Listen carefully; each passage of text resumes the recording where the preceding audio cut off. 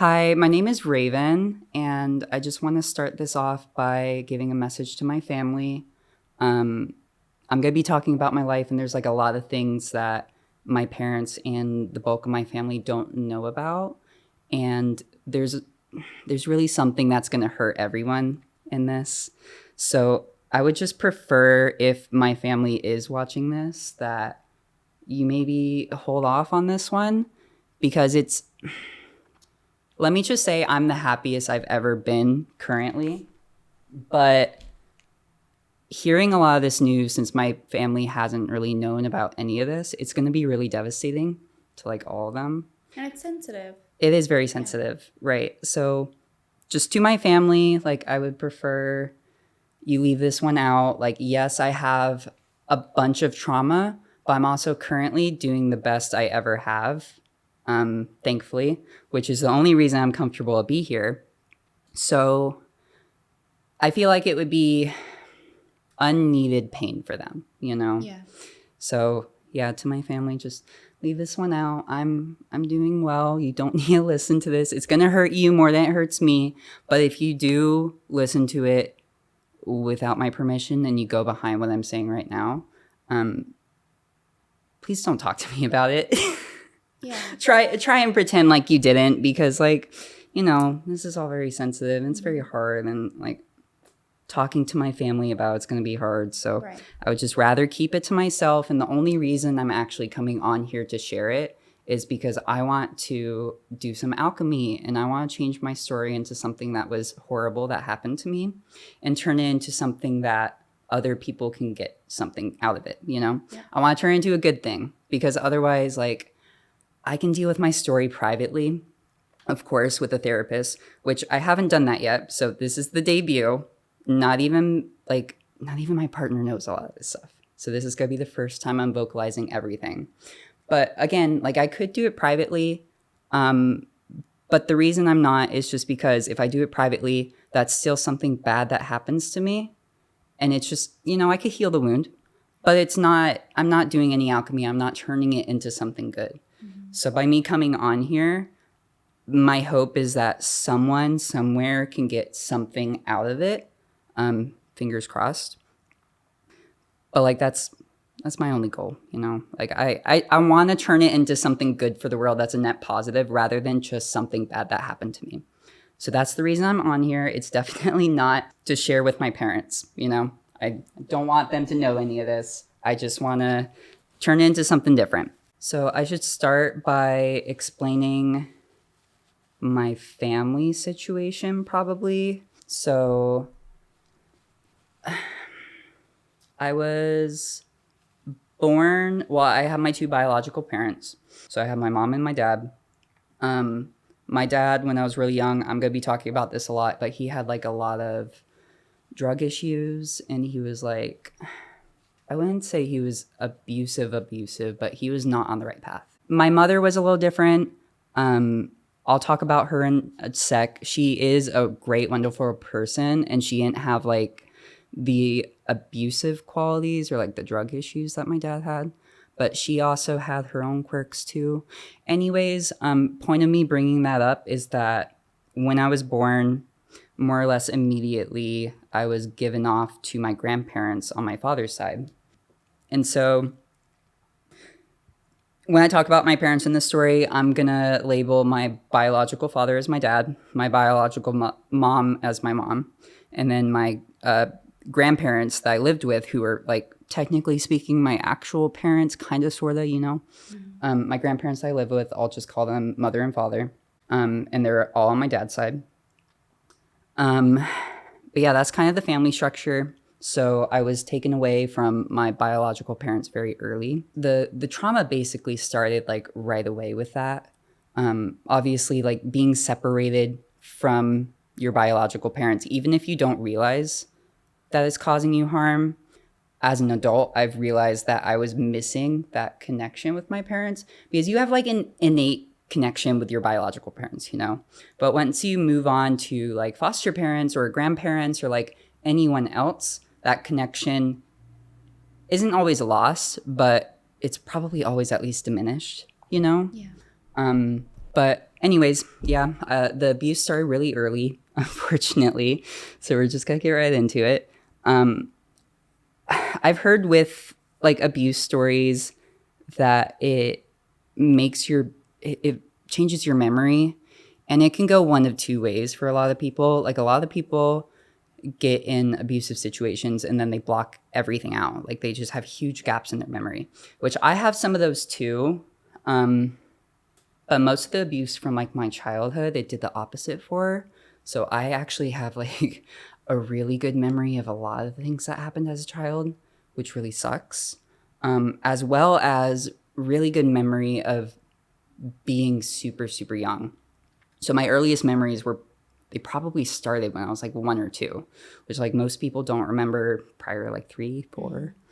But I started my memories very early. Like I remember getting rug burn on the carpet. That shit sucked. I remember getting changed on changing tables. Oh, what the fuck? Who remembers that? That's so awkward. But yeah, I have a lot of memories very young, and that stems probably from the trauma because the trauma started very early. Of course, like getting separated from my parents, like as an infant, like I don't know if you call that trauma, but I'm sure it affected me, you know?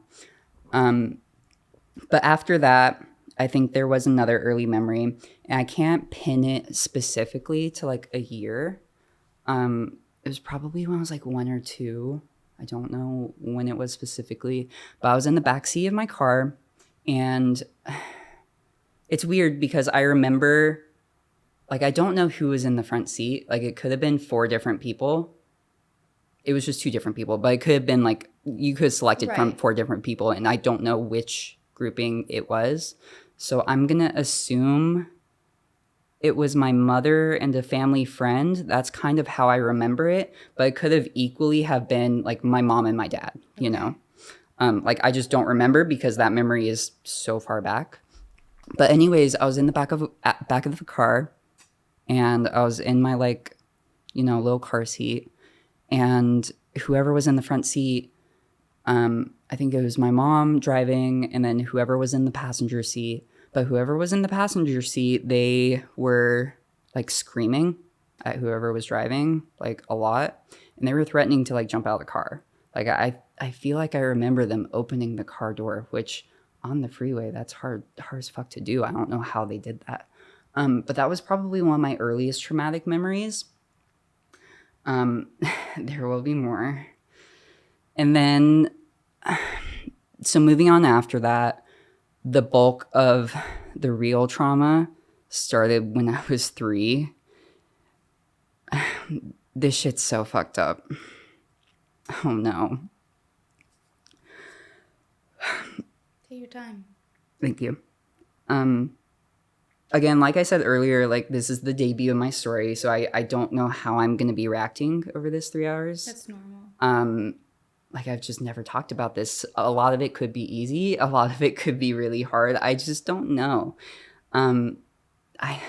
This breaking the ice with this is really hard for me. So let's go back to the early memories. So I also remember like the first 2 houses that I lived in. I grew up in the San Francisco Bay Area. I think we were like the East Bay.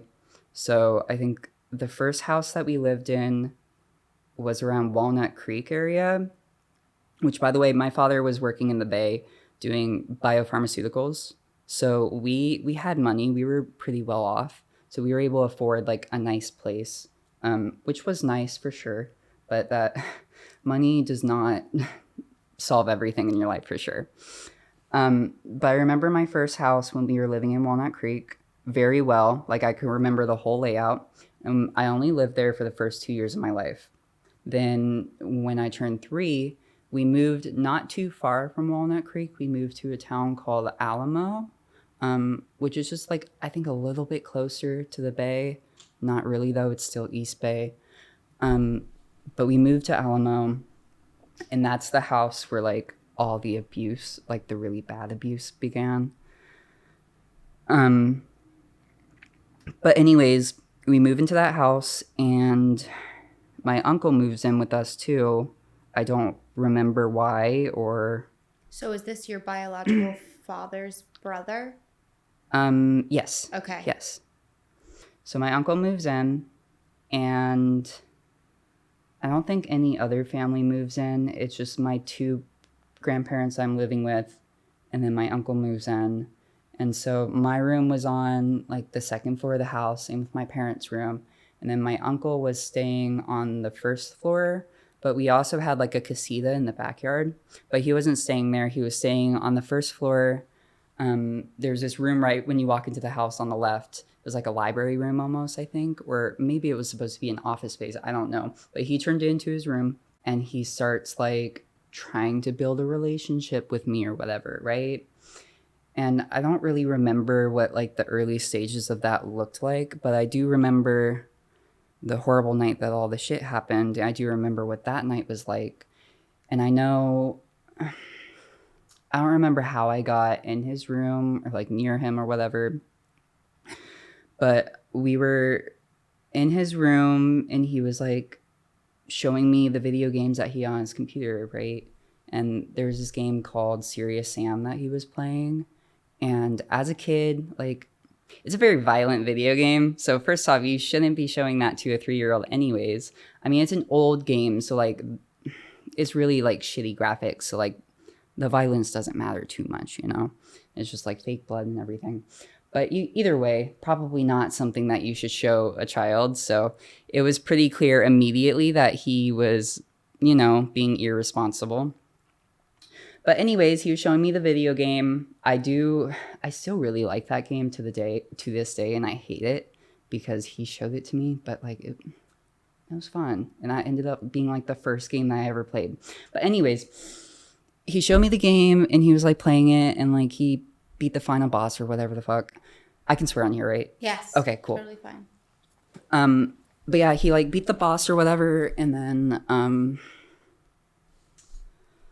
oh god, I don't know how it like got to this point after that. But like yeah, he beat the boss, and then he like got off his computer and he started like directing his attention towards me. And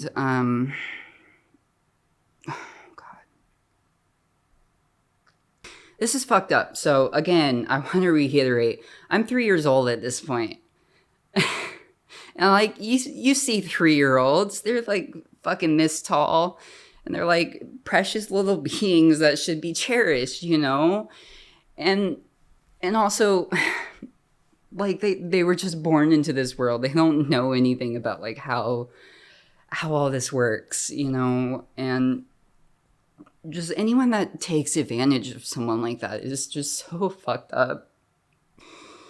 But anyways, yeah, getting into it.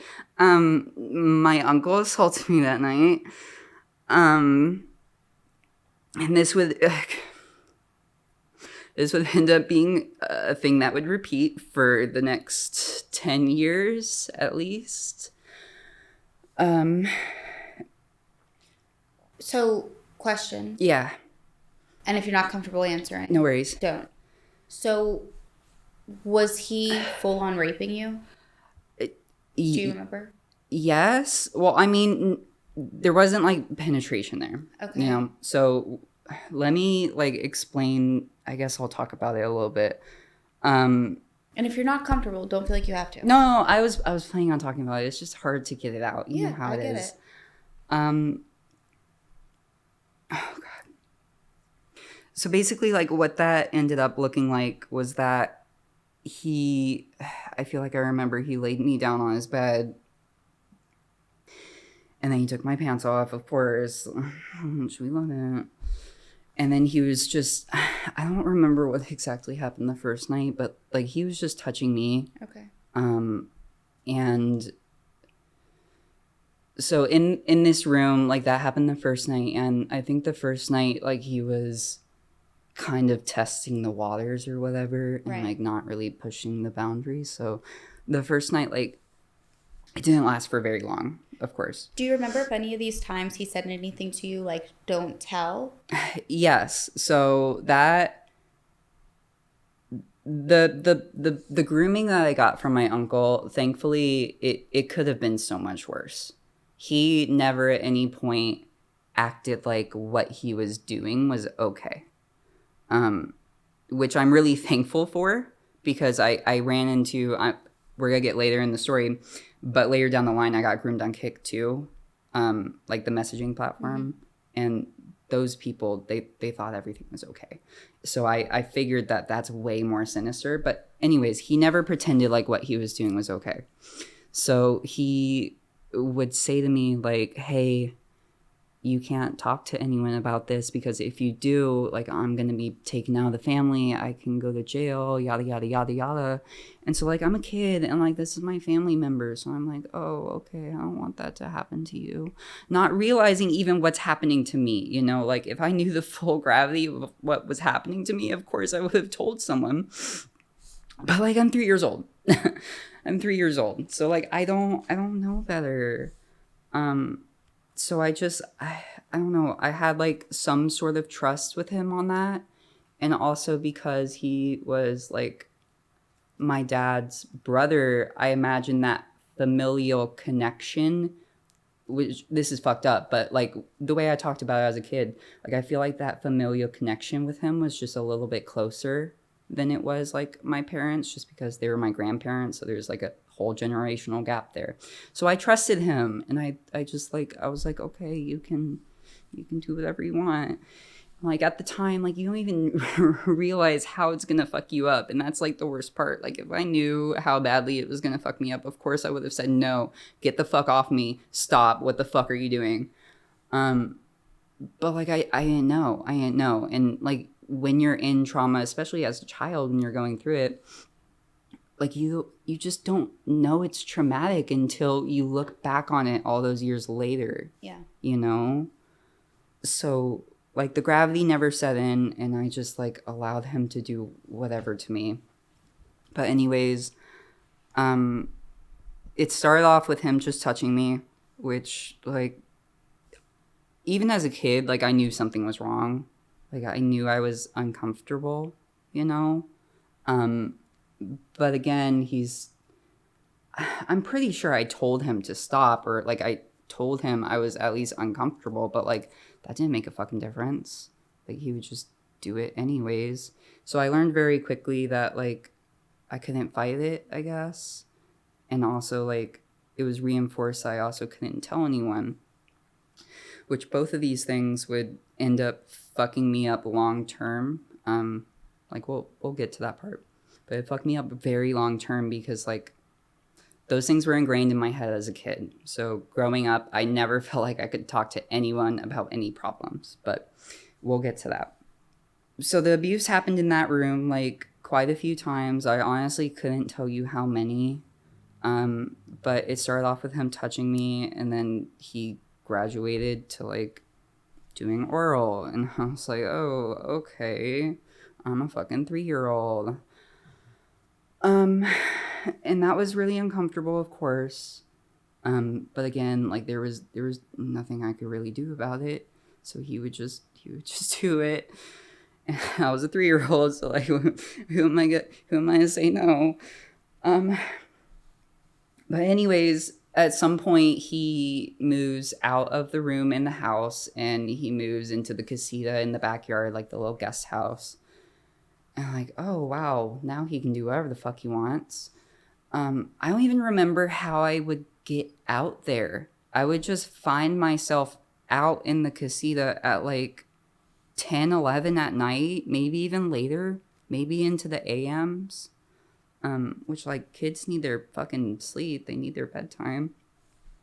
But I don't even know how I got out there. Like I have no recollection of it. Later in the story, I will explain some of the situations that I do recall appearing in his room and like how that happened. So I'm figuring it might be the same thing, but at this time, like I just don't remember how I got out there. But he graduates out to the casita, and at this point he's like, okay, I can start testing the boundaries. I'm gonna try talking about in what ways he pushed the boundaries, but I will preface that thankfully, again, like I'm gonna get to it later, but the monster was in my home, yes, but there are far greater monsters outside of my home. So it could have been a lot worse. But when he was trying to test his boundaries, and it clearly was not fucking working out for him, he acknowledged that, you know, and he stopped, and everything that he would test his boundaries for, he wouldn't continue that, you know. So again, I'm 3 years old. I find myself in the casita at like midnight or like in the AM, very, very late. He has SpongeBob on loop on the TV to just keep me distracted or whatever. I don't fucking know. Anyways, like the same stuff that was happening in the other room, of course, in that place was continuing. But then he would try to push his boundaries. And one of the ways that he tried to do that was like attempting to finger me, which like did not fucking work out at all. And like, again, imagine a 3-year-old and imagine like doing that to someone. Like, what the fuck? But yeah, that didn't work out for him. And like, obviously I was insanely uncomfortable and like super pissed. So like I shoved him off of me, whatever. That was not going to happen. And then the other way he wanted to test his boundaries was by trying to get me to blow him. Which again, that didn't work out for him very well. And it's fucked up, but like I'm at least thankful that after that didn't work, it wasn't something that like continued, and that he continued to try and push on me. So as bad as like my situation was, that was also kind of a weird fucked up moment, because it felt like, okay, he's respecting my boundaries. Is this love? Is this family love? So that was like fucked up, and it definitely fucked up my brain. Because like I saw that as a good thing. I was like, oh, he's respecting my boundaries, whatever. But no, he's still assaulting me. So like, it's not a good thing, no matter what's happening. Oh my gosh. Anyways, the assault would continue on in the casita for some time, and it after he tested his boundaries and it didn't work, it would just go back to what he was already doing. Which of course I still wasn't comfortable with, but like I couldn't say no. And that was, I couldn't tell you exactly how long he lived in that house with us. I can't imagine it was very long, because we hadn't lived there very long either. I think we lived there like 3 or 4 years. I don't think he lived with us the whole time, although I'm really not sure. Do you think that your grandparents had any idea that this was happening? No. Okay. So as a kid, I did think that they knew. Okay. And where that came from was that my mother, she always would, she would tell me about this kind of thing. Like, it was always like stranger danger, and she was always like, hey, if someone ever molests you, please tell us. And whenever she told me that for the first time, I don't know why I thought this, but I immediately thought, oh, she brought this up because she knows. Right. She just wants me to be the one to tell her. Mm-hmm. And I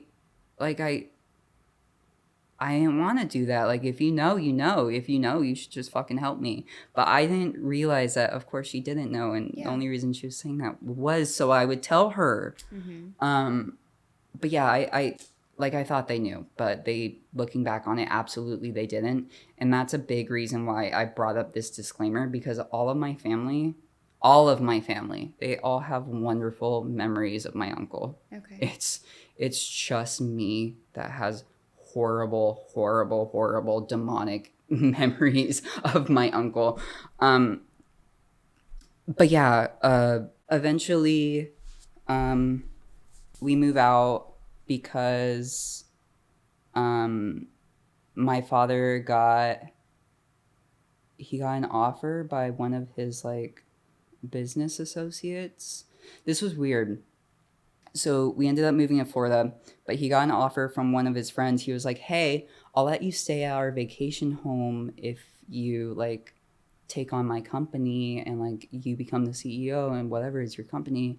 And so like my father being my father, he's like, oh my God, that sounds so great. Which by the way, he was at his other biopharmaceutical job. He was like the CFO. So he wasn't the CEO, but like he was in charge of like the whole company's finances. So like he was already used to being a very high member within a company like that. But anyways, so this guy says like, hey, you can stay in our vacation home for like 6 months if you take on my company or whatever. And so we go out there and we stay in this guy's vacation home. And have you ever seen the movie The Great Gatsby with DiCaprio? So you know what that house looks like. It was basically like that. So it was, this guy says it's his vacation home, but fuck, Jesus Christ. It was like the biggest mansion I've ever been in my entire life and ever will be. It's the biggest house I could even think of. It was the living area or like the hosting area because they did a lot of parties there too. It was this giant living room that had a ceiling that was 4 floors tall. There's a private elevator. There was a bridge in that area. On the 3rd floor, there was a bridge. There was a full-size gym filled with equipment. Like, I've stayed at nice apartments with nice gyms, and this was like 3 or 4 times like the quality. Like, they had everything. They had a library that was 4 floors tall too. It was separated so that there was the ground floor, and then there was the 2nd floor, which was actually like, yeah, it was on the 2nd floor. It was way high up anyways. Yeah. And it had a super tall ceiling, just books everywhere. Beautiful home, Olympic-sized pool. So you guys would be living there? Right, for 6 months. Okay. Hi guys, today's episode is sponsored by Jasper. Okay, so I just moved into a new house, and if any of you have moved before, then I am sure you can relate to all the new fumes, the smells, whether it's new paint, new furniture, chemical fumes. If you're moving into an older house, maybe it's some dusty air vents. Overall, we just don't know what we're breathing in, and that's why I decided to get Jasper. And let me just tell you, I am literally obsessed. And this is not just some cute air purifier that I got for my house. This is a medical grade air scrubber, which means it is not just filtering the air, it is actually scrubbing it clean. So anything like smoke, mold spores, VOCs, chemical fumes, all gone. It is scrubbing it clean, and now we can breathe some fresh air. And as you guys have seen, and I talk about them literally all the time, I have many animals in my home. So it actually makes me feel a lot more comfortable and safer knowing that the air I'm breathing in is clean and safe for not only me, but also my amazing fur babies. So that being said, if you want to try Jasper, they actually gave me a code for $300 off. All you have to do is use code INSANE at jasper.co. That is insane, INSANE, at jasper, JASPR.co for $300 off. And I promise you, you will not regret it. Your air will be scrubbed clean, fresh, filtered, and you will feel a lot more safer and comfortable in your environment too. And now back to the episode. We didn't have to pay a dime, so that was super cool. And did your uncle come with you guys? So he visited. I have another uncle who's actually like a good person, thankfully. And he visited too and like brought my cousins along at some point. But they weren't like living there with us. It was just me and my parents. Which, by the way, 3 people in a house like that, what the fuck? Yeah. But anyways, we're in this giant house and we stay there for like 6 months or whatever. And then eventually my father gets the company and we move. And at this point, we're still doing like really well off financially. And so we move to Sarasota and we move into the Ritz-Carlton, which is normally a hotel, but you can buy like penthouse suites there. Okay. So my parents got a penthouse, which was also really nice. I fucking loved the Ritz. It was super nice. Like we had our own private elevator. Like you walk into the lobby and then you go, I think it was behind like the service desk where the clerk was. There's an elevator behind it. You walk back there, you go up to the floor, and then it spits you out right in front of your door, like right at your front door. So it was an incredible place. I loved it so much. We lived there for a year. This was in 2005. This was the same year as Katrina, I think. It was 4 bedrooms. It had a big kitchen. I think there were 2 balconies, and we were on like the corner of the building. So we had like, I don't remember what walls, but like we had 2 sides of the building that we could look out through. So it was a really nice place. And my parents would often like send me down to the daycare because like it's a hotel too. So they have a daycare and everything. But anyways, so we're living at the Ritz, and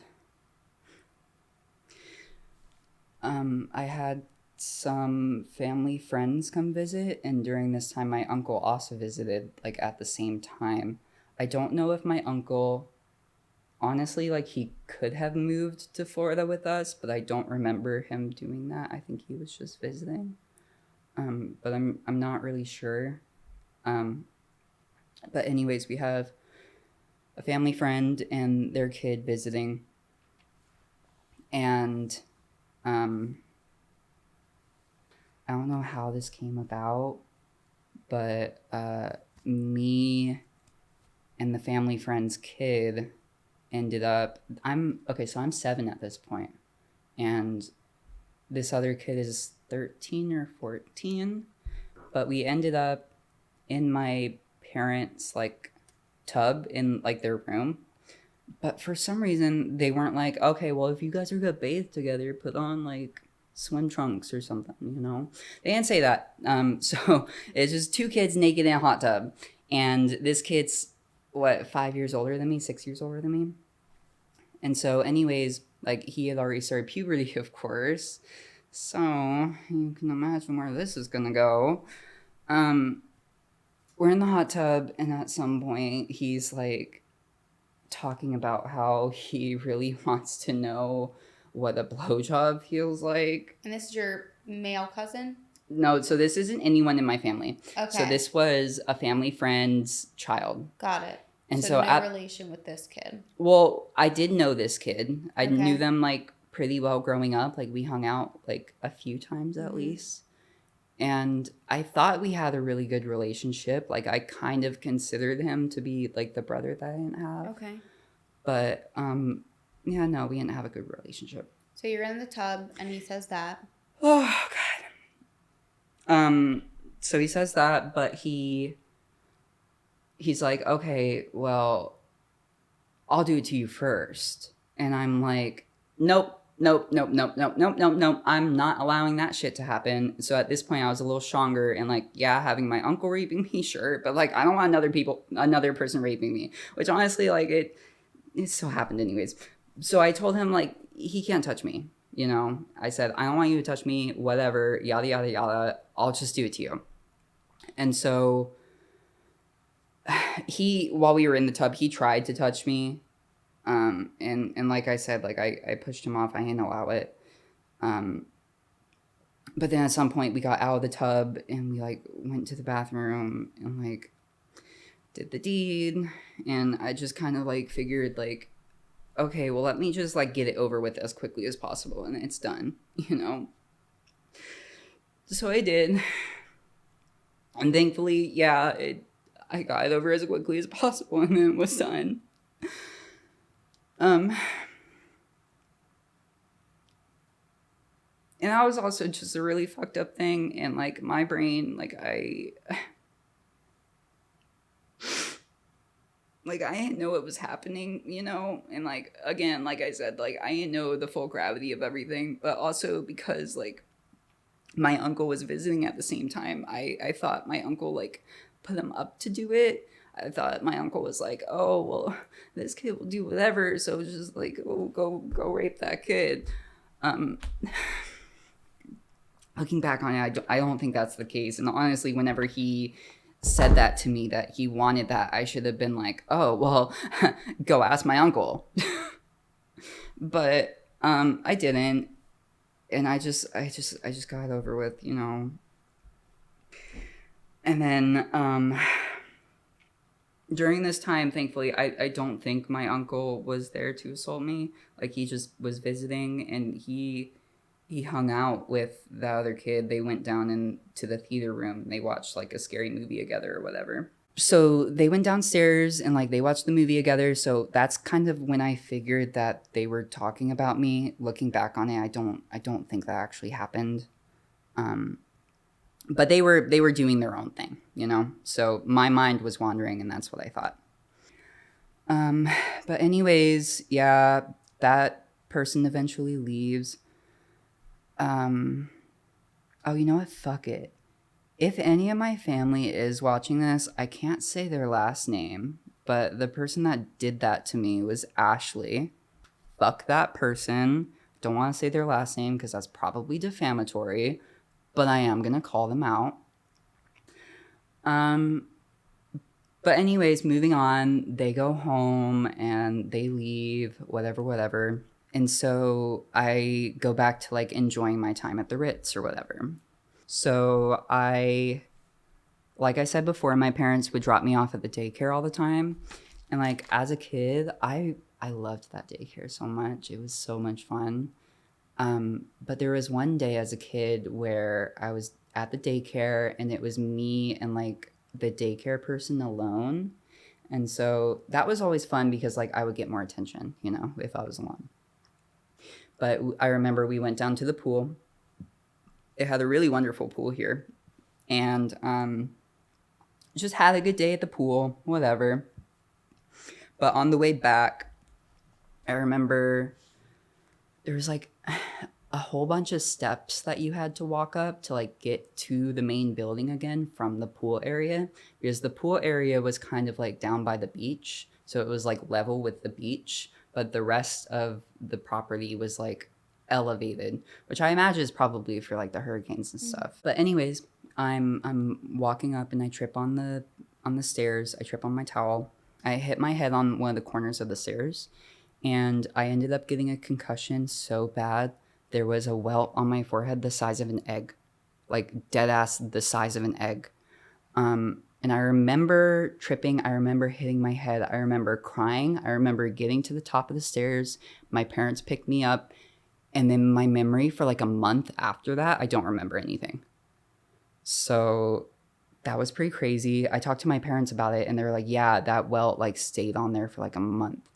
And my parents really thought that that's where a lot of my like issues came from. They're like, oh, but you were fine until you hit your head. Really, a lot of my issues came from like, you know, the sexual assault. Granted, I'm sure that didn't help my development either, you know, having such a huge brain injury as a kid. Like, I'm sure it did something to me. What exactly it did to me, I don't know.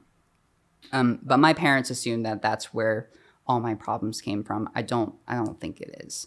I honestly don't think it affected me as much as anyone was thinking. But anyways, got through that. That was like a really horrible injury. That was, I think, the biggest injury I've ever had. But anyways, I got through that. And so we're going to rewind just a little bit because I want to talk about my dad this year. But in order to talk about my dad this year, I have to go back and talk about how he used to be. One of my earliest memories with my dad, unfortunately, was a time that he was verbally abusive towards me, and he was probably definitely on drugs. We were somewhere in the Bay Area still. He had taken me just himself, I don't know where. Maybe it was like a pediatrician office, or maybe we were just going out somewhere. I don't know.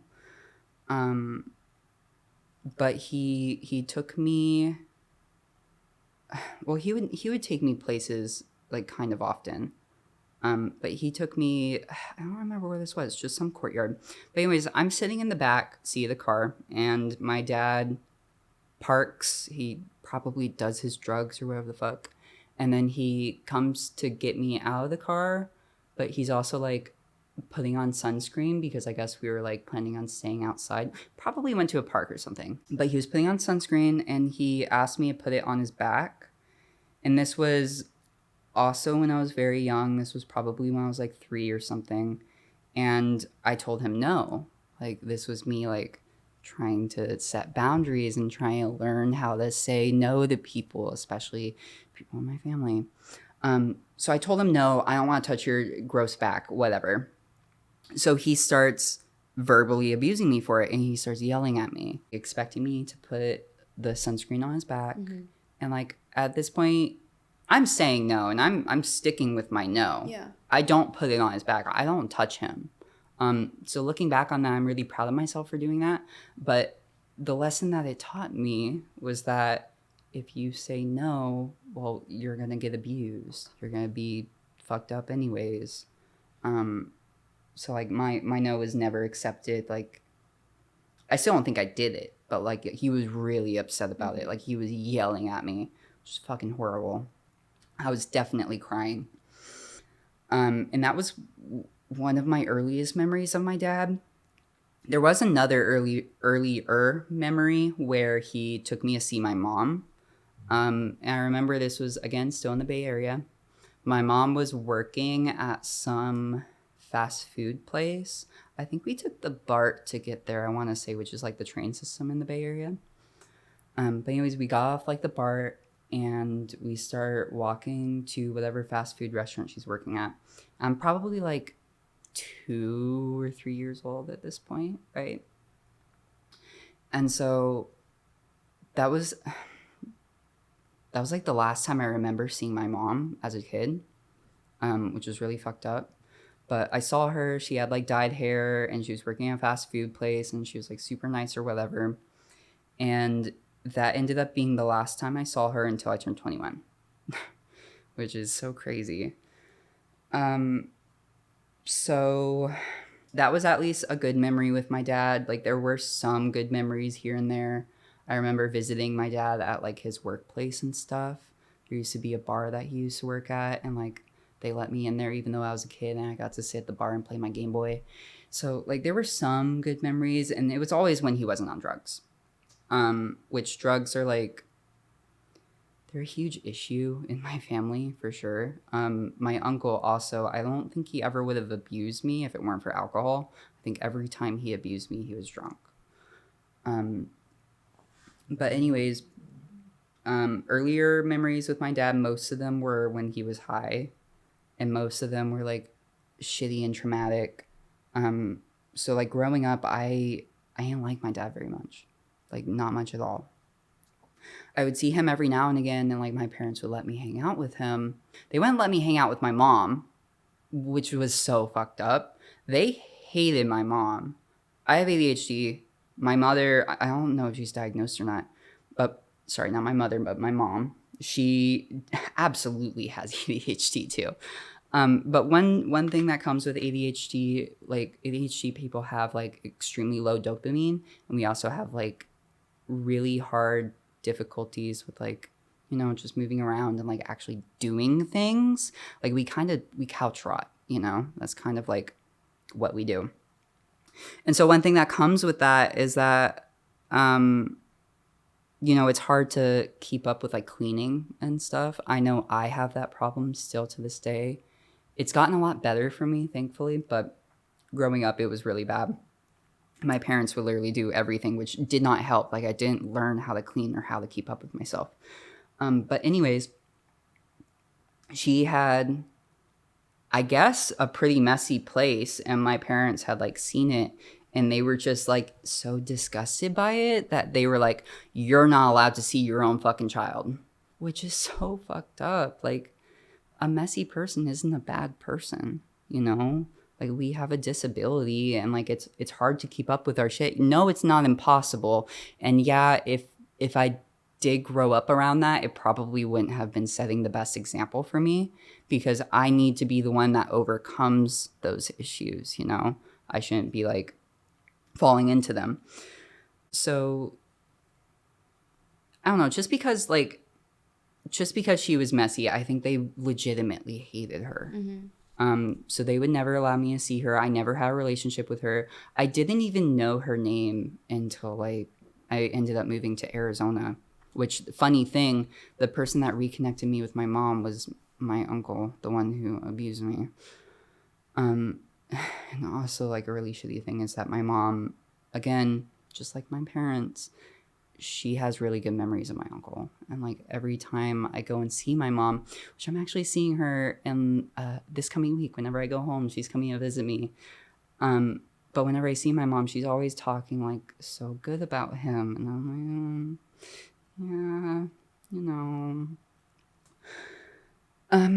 But anyways, yeah, I was forced to live without my mother, and I don't know why they thought it was appropriate for me to be seeing my father and not my mother not my father, my dad, not my mom. But I don't know why they thought it was appropriate for me to be seeing my dad, because like he wasn't a good example for me. Like he was always on drugs and he was verbally abusive, and honestly, like I would have so much rather have been with my mom, because my mom is like the most loving person ever. I love her so much. She makes me feel so happy and loved and cherished, you know? And that's in spite of like her issues. Like we all have issues. We're all insane. But anyways, yeah, they would allow me a relationship with my dad who was shitty and like harmful towards me, but not my mother, which sucked. And because they would always shit talk my mom, I grew up to also like dislike my mom.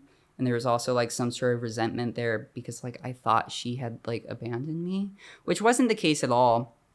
Like my mother or my mom, she wasn't the richest person, of course. But then there was my father, who was like CFO of a biopharmaceutical company. So they had a lot of money. And so my mom, like, she thought about fighting for me, but she looked at it like, well, these people can probably give my kid a better life than I could, just because they have so many more resources. I don't stand by that. I wish my mom just took me. But also, she didn't want to fight for me because like they would have better lawyers, you know? So it was kind of like a lose-lose battle for her, and she wasn't allowed to have access to me, or to like, you know, she wasn't allowed to hang out with me, which really sucked. And like I feel really bad for her, and I feel really bad I never had that growing up, because if any of my family's watching, I'm so sorry, but I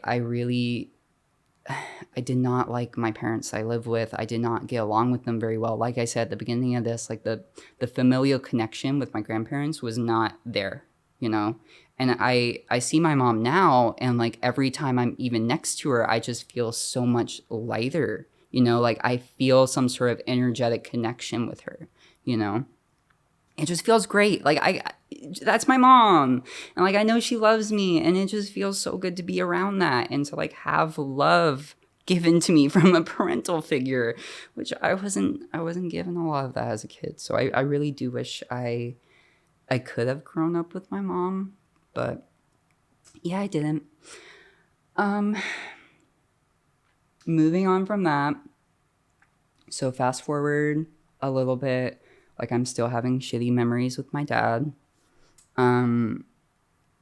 He was often, when we were in California, he was really struggling with his drug problems. One thing my parents did for my dad was that they ended up sending him to a really nice rehab. And like they had money at the time, of course. So they sent him to a rehab that cost like $26,000. Like they went all out, got him like the real nice rehab. Did nothing for him. He relapsed immediately. Did nothing for him. But like they were at least trying to help my dad, which like super cool. Moving forward, they don't help me. But they tried to help my dad. But anyways, he could never shake it really fully. And he was constantly having issues, especially when we were in California. And I did not have a good relationship with him. I did not like him very much. But I liked him more than my uncle, at least, you know. And there was still that familial connection there. So it was, when he was off drugs, it was nice to spend time with him. And so when we get to Florida, like he moves there with us. He gets his own apartment. And I'm pretty sure at this time, my parents are also paying for his apartment. That year in Florida, I spent like a lot of time with my dad. And he seemed to be doing better, or at least around me, he wasn't using the drugs. And the time we spent was like, I cherish it looking back on it. Like it was actually really nice. And that was the best year I had with my dad. And how old were you? I was 7. Okay. So I remember like I would go to his apartment really often, and he would help me with my school projects. And I remember there was one project I was doing where I had to like make a paper mache snake or something. And like we made it and it was super fun. He helped me paint it. So he was like actually being a father figure for me that year. He was being like responsible, at least around me. And like we had a good time. We went on like little adventures together. I remember there was like this little forested area right behind his apartment complex, and we would go back there and like explore and stuff, and we found like a rusted machete someday. It was like a little adventure, you know. So like I was having fun with my dad that year. He would also take me to like carnivals and like other things, and he didn't have a lot of money himself. Like whenever we would eat, he would literally be paying 25 cents for like cup of noodles. It's like if my parents were helping him with rent, that's all they were helping him with. But he still had the extra money to like take me to Walgreens and like buy me a toy, you know? And he taught me how to ride a bike that year. Like looking back on it, like it was such a good year with my dad, and I'm really glad I got to have that. But anyways, fast forward a little bit, and we're getting ready to move away from Florida. We only stayed there for a year. Katrina happened, and we were like, yeah, fuck this. Mm-hmm. And also like the humidity, like I never want to live in Florida again. A year is enough. But we move away from Florida, and it's just me and my mother. We move to Arizona, and we start staying in like hotels and everything. So we get to Arizona. It's just me and my mother. We're staying at a hotel. I think my uncle also came during this time, and he was staying at the same hotel. I do remember that. I don't remember him doing anything to me during this time, thankfully, even though he was still in the same building. And how old were you? 8? Probably 8. Okay. Yeah. So anyways, we moved there, and we had only been there for like a couple weeks at this point, maybe a month at most. But back in Florida, my dad's still living there, and my father's still packing. And so my dad, one day, he goes over to the Ritz, and he tells my parents, he's like, hey, I want to just use your laundry and like go down to the pool, whatever. And so he starts doing his laundry, and then he goes downstairs to the pool. And he didn't have like drugs on him, but he had, you know, those computer duster cans? Yeah. The compressed air stuff. That's like a known inhalant, so it is like kind of sort of a drug. But what it does when you take it, I looked this up later, it makes you just pass out like immediately. It probably destroys your brain cells or whatever too, but it just makes you pass out, so it's probably not even enjoyable to abuse. But anyways, I guess he might have known that. I don't know, but he ends up getting in the hot tub at the Ritz, which, by the way, this is the Ritz in Sarasota, so anyone staying at the Ritz in Sarasota, you're about to hear some tea. Yeah, my dad gets in the hot tub, he hits the fucking computer duster, and then he passes out and slips under the water. And so this was like real fucked up, of course. But my father ends up calling my mother while we're still in Arizona to like tell her the news, like, hey, your kid's dead. And so all I really remember from my point of view is that my mom came in the room, and she's like screaming at the loudest I've ever heard her scream. And she's like, oh my God, your dad's dead. Or, yeah, I think she said, your dad's dead. So I immediately like start crying a little bit and start tearing up. And I'm like, oh my God, that's so crazy. What do you mean my dad's dead? But then she's like, Steven's dead. And that's the name of my actual dad. And as soon as she said that, this still haunts me to this day. But as soon as she said it was like my biological dad and not like my father that I thought was the one that died, I immediately, this fucking sucks, but I immediately was like, oh, it's him. And I shrugged it off and went on with my day. Like it did not affect me. It would have affected me if it was my father, but since it was my dad, and since like most of my relationship with my dad was not good, you know, he was just like, I just didn't care. I didn't care. And like looking back on it, like that really haunts me because that was my dad. And like the last year we had together was so good, you know? But he died and I didn't fucking care. Ugh. And then, I mean, I come to find out, yeah, I did care. But it would be much later that those feelings came up. But yeah, my dad passed away. He got shipped out here for the funeral, and that was the first funeral I ever went to. Again, I didn't feel anything while I was at the funeral, and also I was really young, so like kids don't. I process it the same. Right, and I think there was also like, for a lot of kids, there's a lack of understanding about death, which. Or maybe there's more understanding because I was about to say a lot of kids don't understand that dying is like the end. But fast forwarding to today, I get real deep into spirituality. And that's like what saves me. So just a little note, if there's anyone that's like religious that's watching this video, or if there's anyone that is atheist and they're coming to me trying to find advice, just a foreword. Spirituality is what saved me. So if that's like something that you're uncomfortable with, or if you have a religious dogma that you're uncomfortable with hearing other people's viewpoints, this may not be the best video.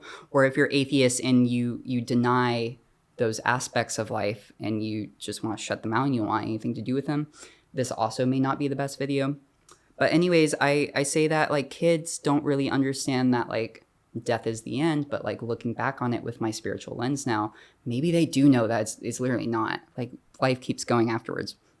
But anyways, also as a kid, like I couldn't process the death, or I didn't like fully understand it or like fully grasp it, whatever. And it also just wasn't affecting me. And through my years, like it really bothered me that it didn't affect me. And like I would go through a few more deaths in the family and none of them ever affected me. And that always like really scared me. And it wasn't until a friend of mine died recently that I actually was affected. So thankfully, like I'm not a monster, you know. It was just because I didn't like my family, so it just didn't make me feel anything, you know. But anyways, yeah, my dad dies. My father and like all my other family come out for the funeral, but my father has to go straight back home to finish packing. I don't know how. I can't imagine how horrible that must feel to have to go back where your kid died and like finish what you're doing. Like that's so fucked up. That's so hard. But yeah, after that, I didn't have my dad anymore. I think around this time, I was also starting second grade. And I ended up going to private school, and I really, really, really loved that private school. Like, it was actually so nice. But anyways, we stayed at the hotel for probably about a year. Like, we were there for a really long time. It may not have been a year. It could have been 6 months. But either way, we were there for, like, a really extended amount of time. But eventually, we get an apartment in Scottsdale. And it was a pretty nice apartment. But I start school and I start private school, and I really liked my private school. It was super great. So I don't really have a lot of complaints about that experience. And then fast forwarding like another year, so I would be in like third grade now. We move away from the apartment and we have a house that was being built for us. So we were going to be the very first owners living there. And we actually moved in while it was still like semi under construction. We move into that house that was being built for us, and this would end up being like what I consider to be like my actual childhood home. And so I started third grade, and again, there weren't like any major issues at this school. There was one kid that I met the year after that would end up like, I wouldn't say messing me up, but they kind of like put me on a little bit of a wrong path. Yeah. But anyways, I'm in third grade and we were doing standardized testing, like state testing or whatever. Mm-hmm. And I remember there was this one day, I think it was like the second or third day of state testing. But it felt like just a normal day, you know, any day. But anyways, my father was driving me to school, and up until this point, every single day I had been driven to school, or like driven around, period, as long as my mom wasn't in the car, or my mother. I would sit in the front passenger seat. I would go shotgun, but then I wouldn't wear my seatbelt. And also, like, I was a really rambunctious kid and like ADHD. So like I was like, bouncing around all the time. And riding in the front seat and bouncing around all the time, that's not really a great idea without a seatbelt on, especially as a small child again. But anyways, we get in the car this one day, and it felt like any other day. But when I got into the car, it was different. So I had this very intense feeling. I guess it was a feeling. I don't remember if there's like a voice in my head or what. I think it was just a feeling. But I had this very intense feeling that kind of came out as a voice in a way. I don't know. It was described to me. It said like, hey, sit in the back seat and put your seatbelt on. And so I had that feeling, and I was like, okay, well, I don't know why I feel this way, but let me just listen to it. Can't hurt to listen to it. And so we're driving to school that day, and I'm sitting in the back. I'm being very, very quiet. I have my seatbelt on, totally unlike me, complete 180. And on that ride going to school, we got into a car accident. So something was there that told me to get in the back seat. And now that I have a spiritual lens, this was my first encounter with like anything spiritual ever.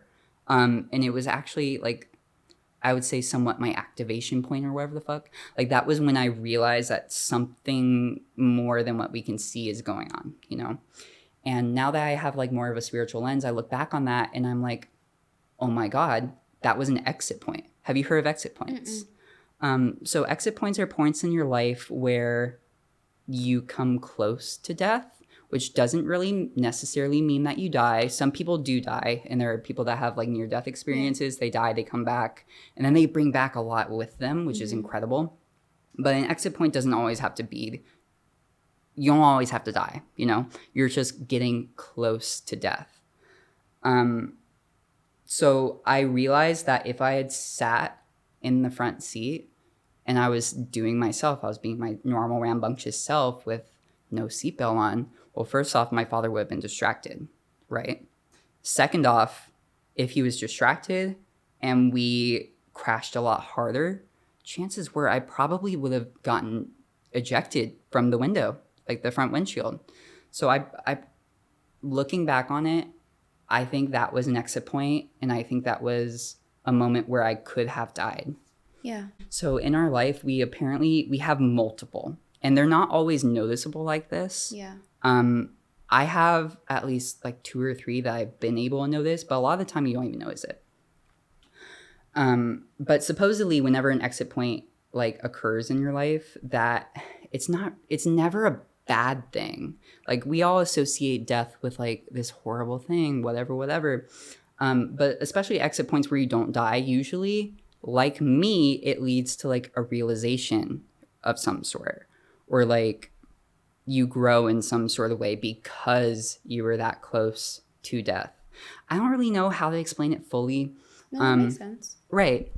There's this one channel that I listen to named Lee Harris, and he channels a group of entities called the Z's.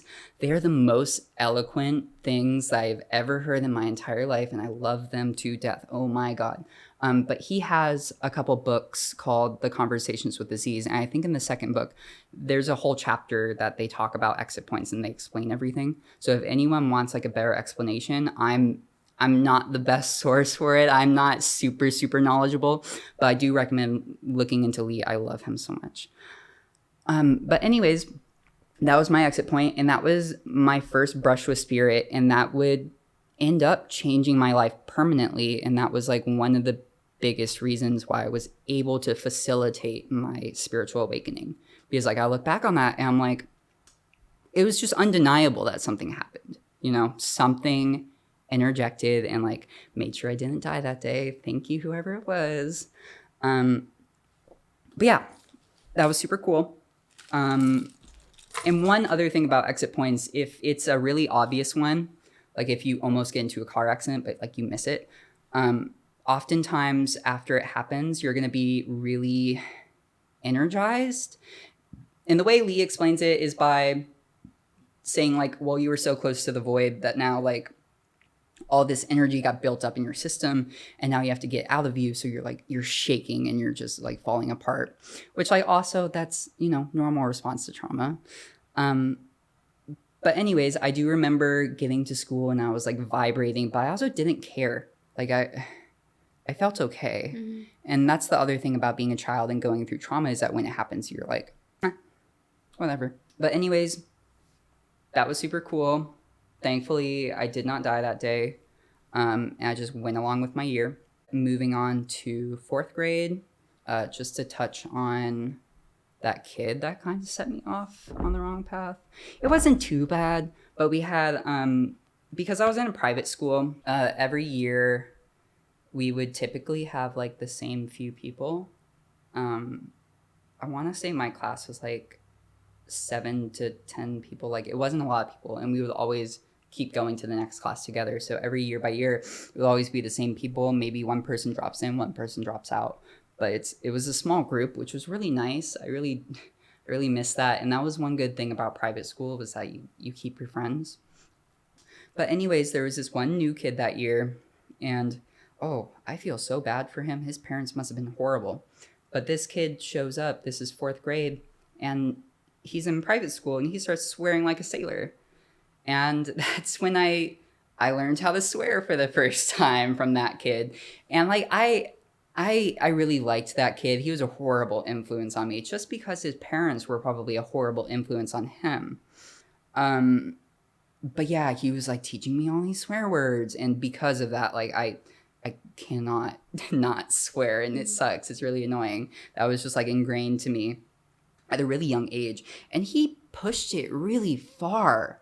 Oh my gosh, he got expelled. I'm almost 100% sure. He just disappeared one day. They didn't tell us he got expelled.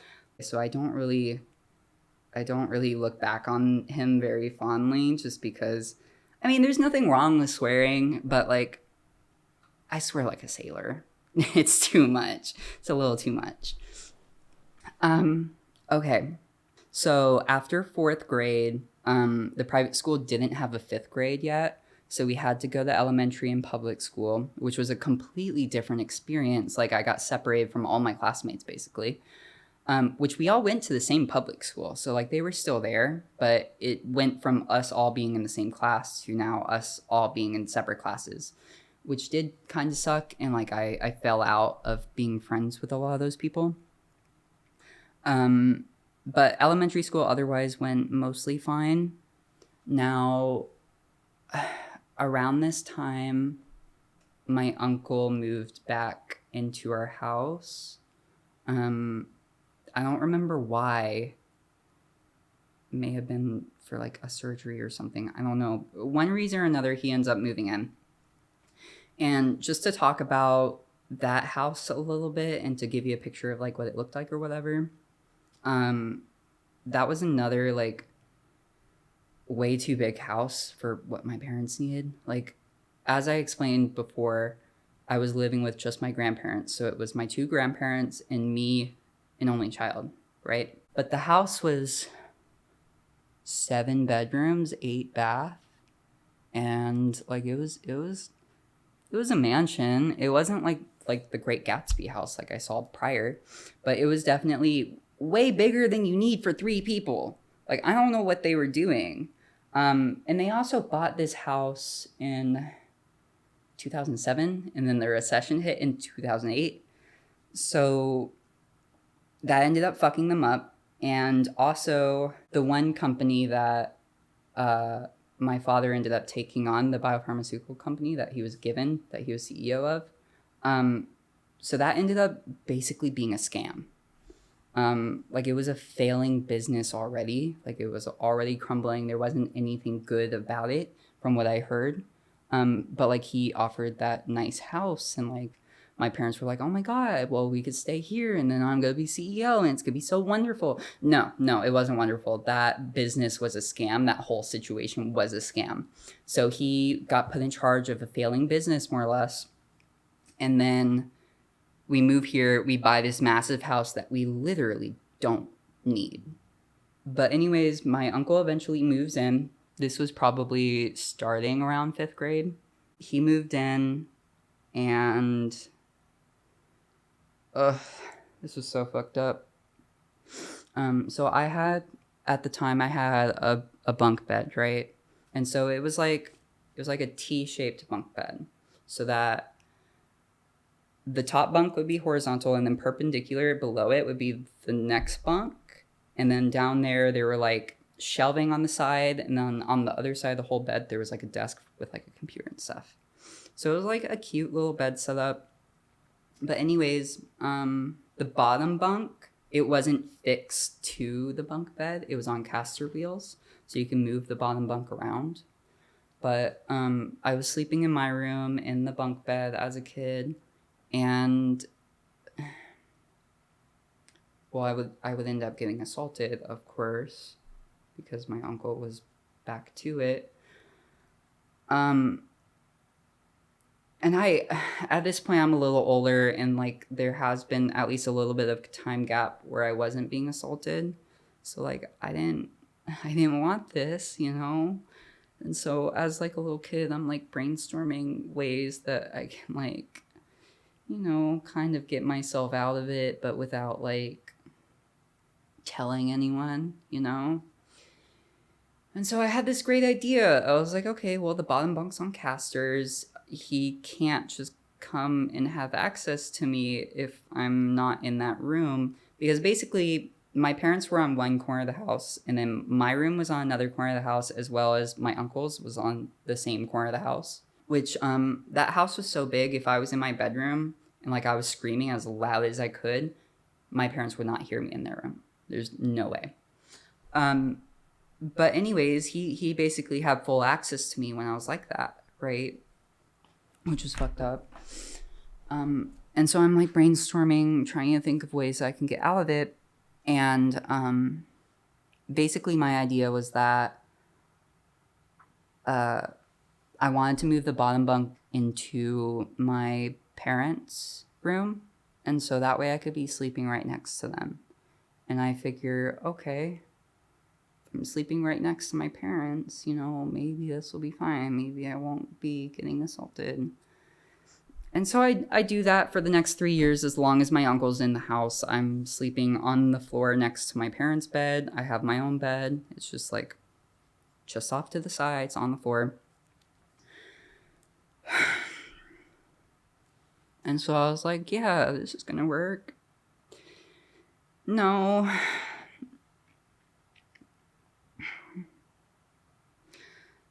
This is like the most fucked up part of my abuse from my uncle, I feel like, because I don't know, I really thought that would work. You know, being next to my parents, why would he be so ballsy to do something like that? But anyways, I would be sleeping next to my parents. And I would literally wake up in the middle of the night being assaulted in the same room as them. Like right next to them. And every time they just slept through it, they didn't know. And I didn't know what to do. Like, I didn't want to wake them up. And then, like, my uncle's right there. And yeah, so I would literally wake up to being assaulted in the same room as my parents. Like, right next to them. And then whenever he felt like, oh, maybe we should move somewhere else, he would just pick me up and take me to his room.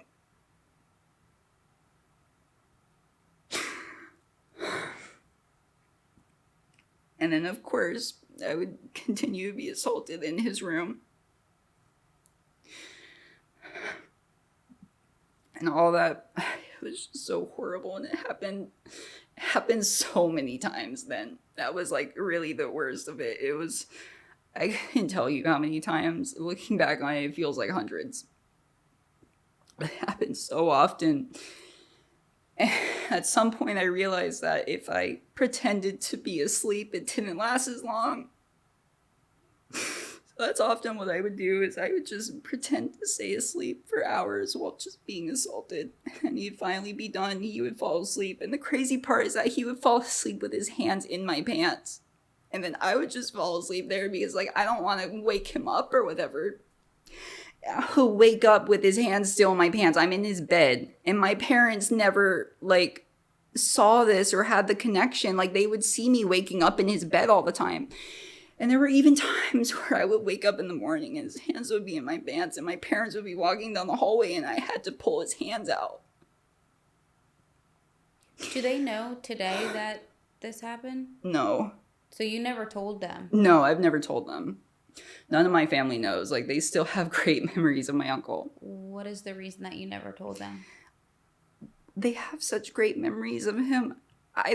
There's a part of me that thinks they wouldn't even believe me. And if I were to, go to them with this information and they just tried to tell me, like, no, that didn't happen, that would just devastate me, Because, yeah, it did happen.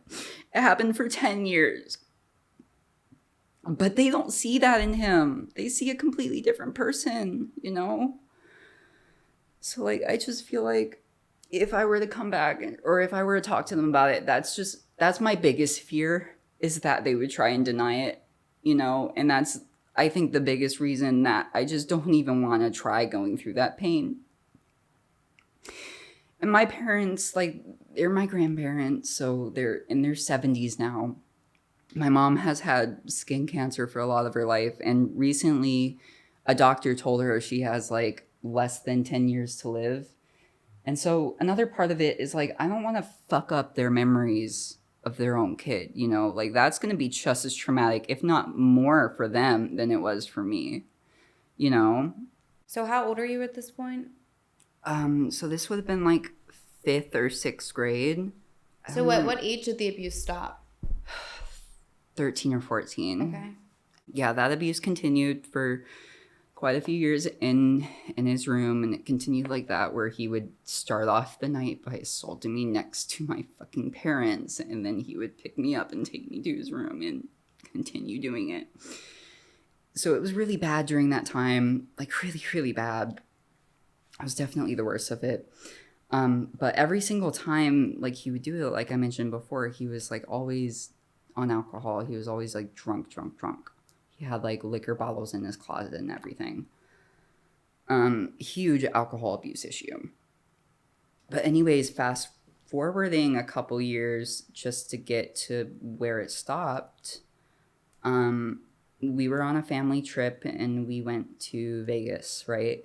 So it was me, my parents, my grandparents, my uncle, and I think my 2 cousins. I don't remember if my other uncle, like the father of my cousins, went too. But it was at least that group. And so my uncle in Vegas, like, he was still drinking 24/7, of course. And, like, the fucked up thing is my parents trusted him so much. They got a room, my parents and my cousins together, and they gave me a private room with my uncle because they trusted him. They didn't think that he was assaulting me or whatever.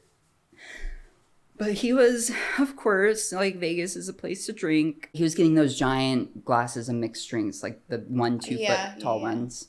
And he was super drunk that whole time. The abuse definitely climaxed on that trip too. Oh man.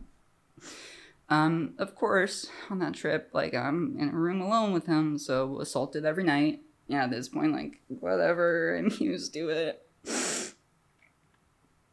But, oh god. Like I said, it climaxed that trip. So he would, like, abuse me orally so bad that I had bruising, like hickeys, but, like, on my private areas. Like, I didn't even know it was possible to do that, Like, it was it was really bad. Like it just hurt. It just hurt like really bad. And really that should have been a moment where I finally went to someone, honestly, because at that point I would have had proof that something was happening to me, you know? But like up until that point, like as I was getting older, I didn't want this shit to continue. Like I was trying to figure out ways to make it stop by like sleeping with my parents and stuff. So like I was thinking about how I can make it stop, and like it did cross my mind like going to someone. And there's actually a case where someone came to me and thought I was being assaulted, but I ended up telling them that nothing was happening. But anyways, I should have just gone to the police and been like, hey, yeah, this is fucked up. This has been happening for a very long time. I finally have proof. Here you go. But like, no, I didn't do that because it's my uncle. I don't want, you know. But it didn't matter, thankfully. He drank so much on that trip, he came back with liver failure. Thank fucking God. So that was the last time I was ever abused. That was it. At least by him. Not including other people, as we'll come to find out. But yeah, he drank himself to death. And he ended up being not in a hospital, but where are those places where you like go to die? Hospice. He was in a hospice place. And he was there for, I want to say, like 6 months. And he literally went into like a vegetative state. And he was like on life support. And my parents and everyone would always go visit. And they would bring me too. I would never sit in that fucking room. There's no way. I would sit in the lobby and I would play on the computer. Because I think they had a computer in their lobby. And I would just play little flash games on there. I wouldn't fucking go in that room. But anyways, fast forward a couple months. He's been on hospice in a vegetative state for like a few months now. We all know he's going to die, but he's like locked in, still kind of alive, you know? My birthday happens and we go by and we visit and we're like, hey, whatever. I go back, I get my birthday gifts, whatever. The best birthday gift was the next day. He finally died and I was in the room with him and I watched him die. And again, I felt nothing. Like if anything, it was relief that I felt, you know, which like sucks for family. And my parents looked at me and they're like, they were confused why I, you know, didn't feel anything to all these deaths that were happening, but they didn't really know what was going on. But yeah, when he died, if anything, I felt relieved. I still feel relieved. I don't feel bad about feeling relieved, unlike my dad, where I feel horrible about how I felt. But he finally died, and that was it. Thank God. Just to bounce around again and to touch on that topic where someone came to me. We were staying at a resort. This was in Arizona, and I think this was actually still pretty early on to when we moved here. It might have been before we even got the apartment. So like when we were still at a hotel, but we started like hotel hopping at this point. And so I remember it was my parents and then my uncle got a different room and we were at this resort. It was a real nice resort. And so I'm at the daycare and I was like playing with Barbie dolls or whatever. And well, first off, I was being very violent with those Barbie dolls. I was like ripping their arms off and shit. Like what the fuck was wrong with me? But I also ended up taking one of the Barbie dolls into the bathroom with me, which I wasn't even really doing anything with it. I just brought it in with me and I was like, I don't know. I just brought it in with me. I really honestly didn't even think about it. But I guess that probably is one of those signs that people in that position are like trained to look out for. Like, hey, if this happens, like you should report it. You should tell someone. So I took a Barbie doll into the bathroom, not really thinking anything about it. And then a couple hours later, like a private detective shows up and he's like, hey, you're going to come with me. And so I get into his car and he takes me to like this weird facility where they go and they ask me a bunch of questions.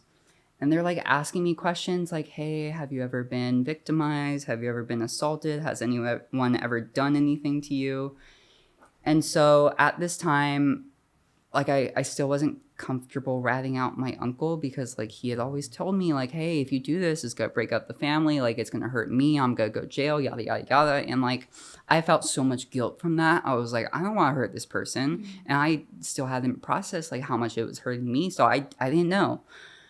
So anyways, I don't tell them about my uncle, but I start telling them about the situation with Ashley. And I said he was my brother, and I was like, I think the exact words I said were, oh yeah, a couple years ago my brother just did this thing to me, and that's it. He just did a thing, and that's all I was saying. And they didn't have anything to go off there. Like, I don't have a brother, I'm an only child. And like I didn't explain anything. So they were that close. They were that close. Like I was in the room with someone that could have helped me. But because my brain was like so warped, I didn't do anything, and they didn't help me. And the really sad thing that night is that the detective got me back in his car, and they took me back to the hotel, and they dropped me off with my uncle, who then assaulted me that night. So yeah, that... I look back on that and I'm like, they were so close. And it sucks that I was that close and never really got justice for it. I mean, I got justice in his death, but like, when it comes to predators, death is letting them off easy. Like, I'm sorry. Me personally, now that I have like a spiritual perspective, I have no fears for death. Like, death is described as like honestly a really blissful place to go to. So to have a predator who preys on you or preys on anyone else, to just let them die, that's letting them off fucking so easy. That's not fair. That's not justice. You're sending them straight to peace. Which again, this is gonna lead me to a topic about like the lawmaking and everything on this situation. So a couple years ago, there's some state that passed some sort of law where they were like, okay, all sexual predators, well, all pedophiles, I think it was specifically pedophiles, not sexual predators, get the death sentence. And I just want to talk about that and break that down a little bit because I don't agree with that shit at all. First off, so just talking about the psychology of sending pedophiles straight to death. So a pedophile is someone who is victimizing children, someone under the age of 18, someone without a developed brain. And I've already like explained how, you know, your mind can be warped. And if this is a family situation, which most of the time it is, they teach stranger danger in school, but they should be teaching to look out for your own family. Like that's where most of this is. But then you introduce a law like that where you're like, okay, all pedophiles are sent to death. Now, what do you think that does psychology-wise for the child in terms of the child coming forward, you know? Like, you're just putting a kid into a situation where, yeah, they're being assaulted, but if they want to come forward about it, if they want to get help about it, they have to carry the guilt of killing someone, which as a kid, like, you don't know that, you know, like I said, I think death is a very good thing. And as a kid, you don't know that. So you would feel so guilty. Like if I knew my uncle was going to die, I didn't go to the police and he wasn't going to die, you know? So if I had thought he was going to die, absolutely not would I go to the police, you know? And I can't think of other children who would either. Like, I feel like a law like that, if the child knows that that's a law, if they know that coming forward is going to kill this person. Like I said, when you're going through that trauma, you don't know how bad it is until you look back on it. So they would have to carry that weight. You know, if they wanted to come forward, they would have to be like, okay, I'm killing someone. And I don't think most kids would feel comfortable doing that. Keep them in the prison system, like get some retribution. So I think for lawmakers and anyone else, like, I know I've talked to my partner about this, and from like anyone else's perspective, if this hasn't happened to you, like, that sounds like a great law. Like, okay, fuck pedophiles, kill them all. But it's so much more nuanced than that. And I really think laws like that do more to protect pedophiles than it does to punish them. So I think we should really be careful about like the lawmaking and like what we do in terms of that, and like how we make laws, because we need to make it easier for children to come forward, not harder. Yeah. And having a death penalty is only going to be making it harder for children. So specifically for pedophiles, like, that's not a good thing to do. If anything, I really do think it's protecting them, and it's probably hiding more of them, because kids are going to be way less likely to come forward. That's just how it is. But yeah, super fucked up. If you see any laws like that, don't let them pass. I think that's fucked up. But moving on. So he dies, and finally I feel like I have some sort of like relief, thankfully. Let's see. So I would have been in like 9th grade or so at this point. He died in 2011. So that was when I was 13. But anyways, after he died, that's when the developmental issues started showing up. One of the other reasons why I had a lot of trouble coming forward and like telling anyone about all this, like what he was doing to me, was that the other way I was being groomed was that growing up, my parents, they wouldn't allow me to like have friends. Like, I could never go over to someone's house. I could never have someone come over to my house. Like, I had zero social life, right? Yeah. So my uncle filled that role. He was the person when he wasn't drunk that was like taking me out to movies, that was taking me out to like an arcade or like whatever. If I wanted to still have those experiences, like I needed to keep him around or whatever. So that was another thing that was like really hard, was that after he passed, I had no like social life, which, not that I wanted to have a social life with him, but that like my parents didn't allow me to have a social life with anyone else. So that was like what I had. And that's when a lot of the real development issues started. So through middle school, I had very few friends. The ones I had were decent. Like, they weren't bad people, but I had very few friends. And then moving on to high school, same deal. I had maybe like 5 or 6 friends, and like, again, we were never allowed to hang out outside of school. It was just an in-school thing. But anyways, I started getting like extremely depressed during this time. And also during this time, like, I had never had like a real relationship with anyone. So I remember I was having issues not having friends. And then there was this one person freshman year of high school that I had like a really big crush on. And like, I had told them like, hey, I have a crush on you, yada, yada, yada. And they're like, oh my God, I have a crush on you too, yada, yada, yada. But the weird thing about it was that we also had a mutual friend in this little friend group. And she also had a crush on him. And he also had a crush on her. So it was like this weird, freaky love triangle thing. But what ended up happening was that, like, my crush chose the other person. And I was like, oh, cool. That's so cool. And the other person was someone that, like, I rode on the same bus with. So it was like, oh man, it was so sad.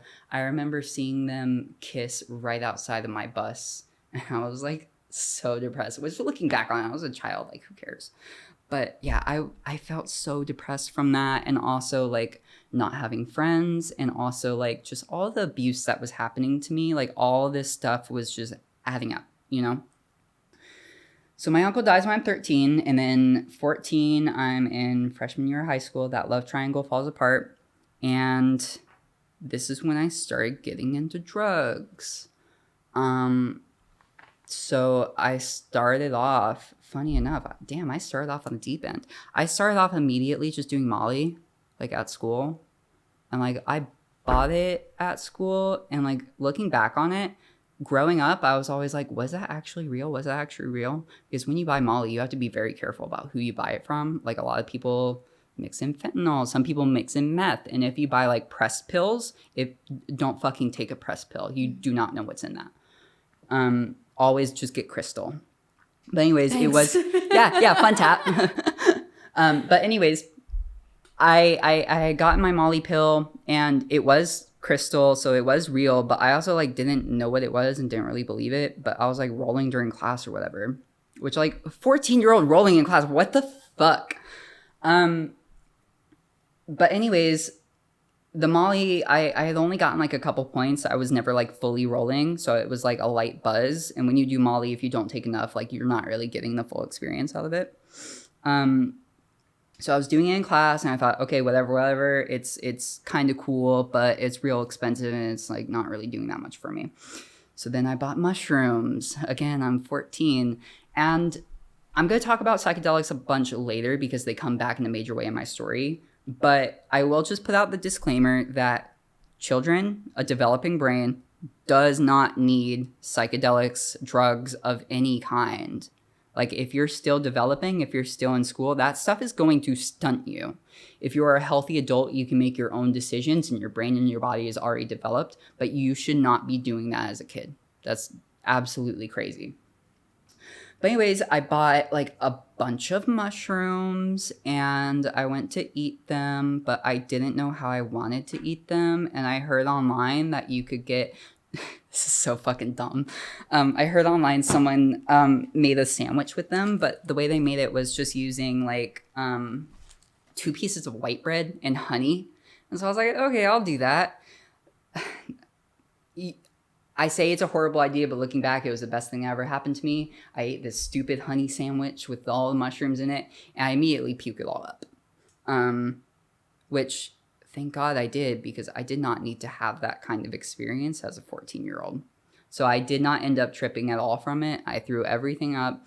That was fine. So I'm like, okay, I'm not going to buy mushrooms again. That was expensive. It was like $60.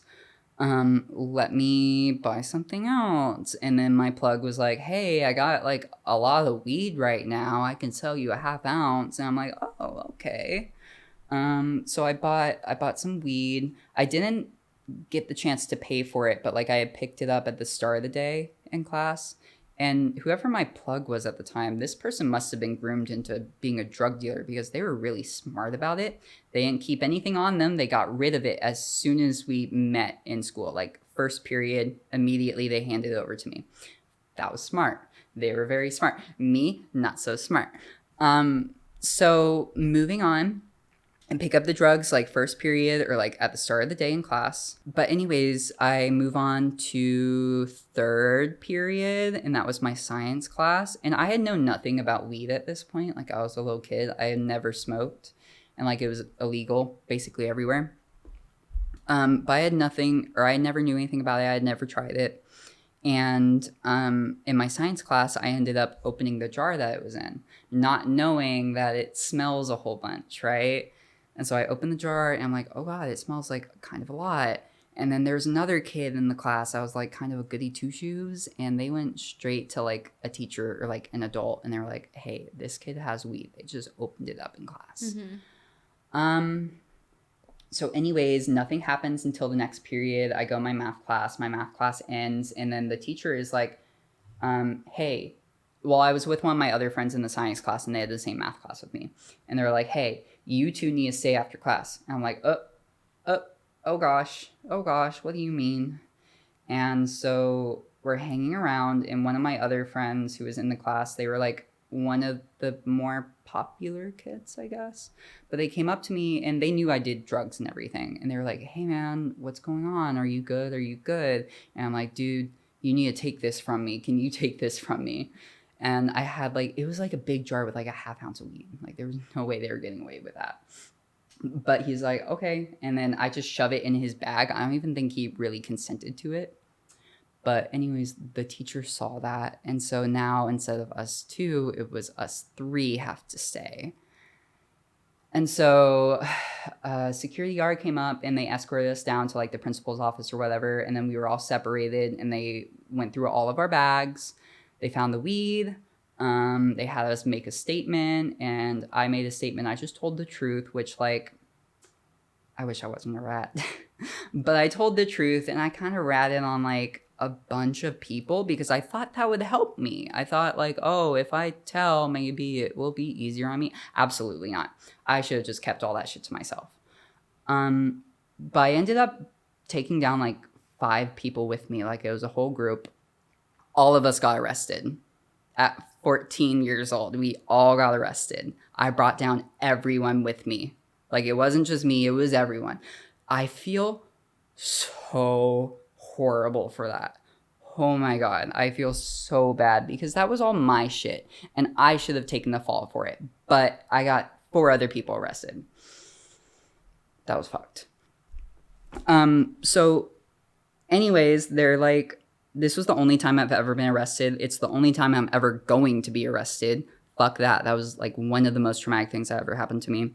But they put like the handcuffs on me or whatever. And dude, the handcuffs, they hurt. Have you ever had like actual handcuffs? Oh my God, you're so lucky. Let's hope that never happens. Yeah.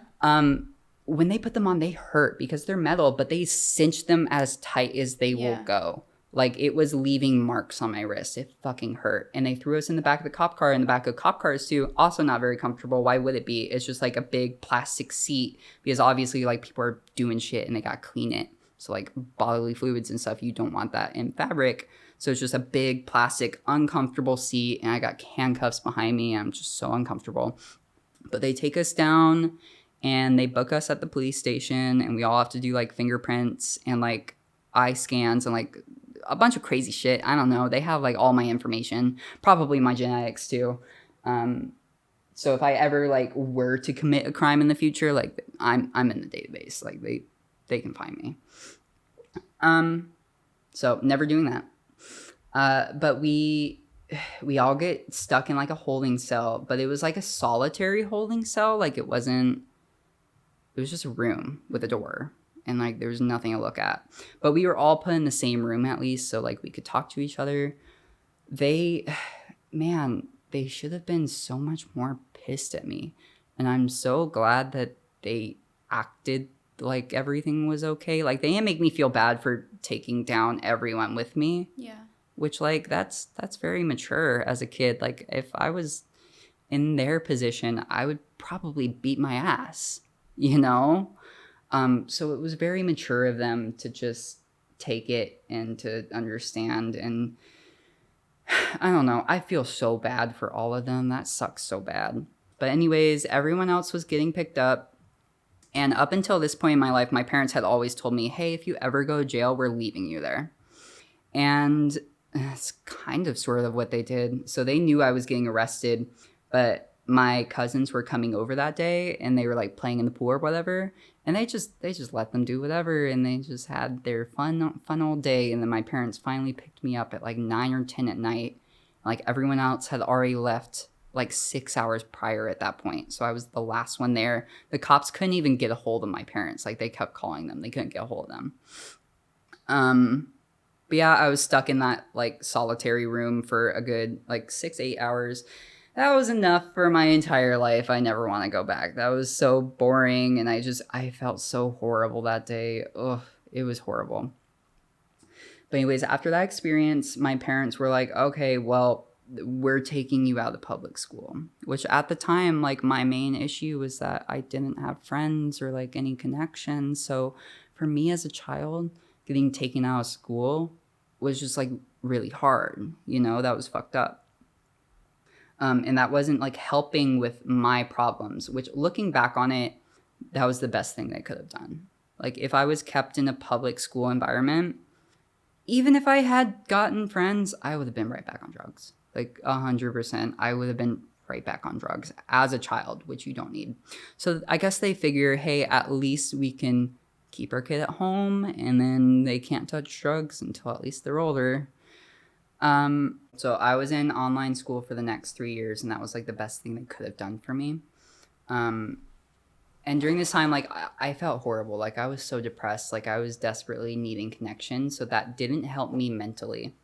And during this time too, like my parents have finally realized that, okay, our kid's having problems. So during this whole time, I was begging my parents. I was like, please, please, please send me to therapy, you know? And so they wouldn't do it, which going back, like my parents, again, they sent my dad to that $26,000 rehab.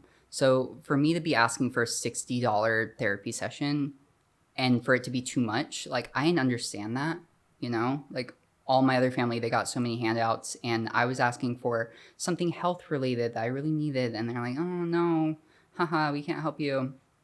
And that's just because of the recession and they were losing a lot of money. Eventually we would like lose the household. So during that time, they were having hella money issues and they were also fighting all the time too. But anyways, I'm in online school for 3 years and that like really detrimentally impacted my mental health and I didn't have a therapist to talk to about it. And I was basically being raised at this point by YouTube.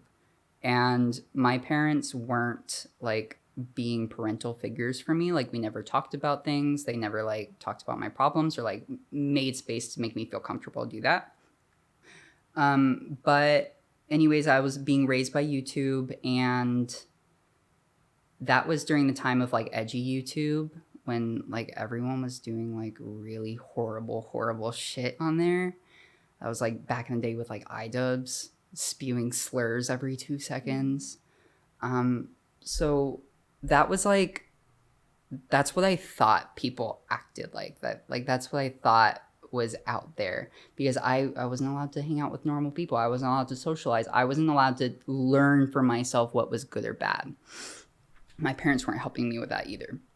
So I was being raised entirely by YouTube, which would end up really fucking up my social skills, of course. But the one saving grace about this time was that I also got really deep into art. And so I developed my art skills while I was homeschooled.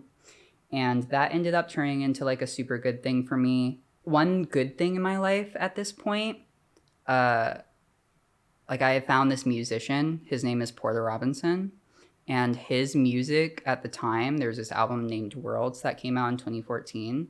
It was like the most inspirational thing for me ever. Like it just made me feel like super comfortable. And it was someone that I like kind of idolized at the time. Fast forward to now, I don't really idolize people. But at the time I was like really idolizing him and I started copying like his concert visuals. And me and my friend Ethan, we were making visual remakes for his concert visuals for the album Worlds. And we remade all of his visuals as well as like a bunch of people in the community remade all the audio. So we basically made his tour accessible for people at home. And I also ended up making a VR project out of it. Like I had an Oculus like development kit at the time. I was like, I'm gonna make this into a VR concert. I think that was the first VR concert like ever, technically. I ended up like showing the company Epic Games, which are the people that made like Fortnite or whatever. I showed them my like little concert thing and they're like, oh my God, that's so cool. And they sent me a VR headset for free. And I was like, oh my God, thank you so much. And then they stole my idea and used it in Fortnite. Anyways, so moving on, that was the one good thing I had. I still wasn't very socialized, of course. I was still learning everything from YouTube, which was not good. But a few years go down the line and I make, do you know what Discord is? Mm-hmm. So I make a Discord server for Porter. And this ended up being like, it's not an official Discord server, but it's like canonically it kind of is the official Discord server. So I started that way back in the day and this was in like 2018 or something. And like up until this point, like I had no therapy, I had no one to talk to. And like I was being raised by all that edgy content. And so when I was in the Discord server, like it found success very quickly. Like I think the first like month or so, it had like 400 members or something. Like very quickly, there were a lot of people in there. So I was put in a position where I was overseeing everyone and I was supposed to be like a responsible role model for everyone as like the server owner, but I wasn't ready for that. Like not at all. I didn't know what I was getting myself into. So I had Well, the server kept growing and kept growing and growing and growing. And obviously, up until this point, like being raised by edgy YouTube and like everything else that had happened to me, I had no social skills and I was still learning how to do all that. And I really was taking on too much of my personality from that edgy YouTube stuff than I needed to. And also like that kid that was swearing a lot. And I just ended up being a really awful role model, a really horrible person while I was overseeing that server. And all of my moderators were always like really pissed off at me, and like they couldn't do anything about it because like I was the owner. What are you gonna do? You can't do anything. So I was pissing them off, and I was honestly just being really irresponsible and hurting a lot of people in the process. And I was being a bad image for the server. But also during that time, I had the most friends I ever had in my entire life, you know? So that was like, it was very hard because I wasn't ready for it, but it was also very healing for me, you know? And being able to have friends when I didn't have friends my whole life, it felt so good for once. Like I had people to talk to. I wasn't always alone. But like fast forward a couple years, I keep having problem after problem after problem after problem. The Discord server is still up. It's very popular now. I think there's like 22,000 members or something crazy. But I probably had like 300 plus thousand messages in the server. Like I had a lot of messages, and I had a lot of fuck ups in those messages. So there were a lot of like slurs that they said. There was a lot of occasional like homophobia, which is funny from me. Homophobia, that's funny. But like I wasn't being a good person. I wasn't being a good role model. The mods didn't like me, even though some of the community members did.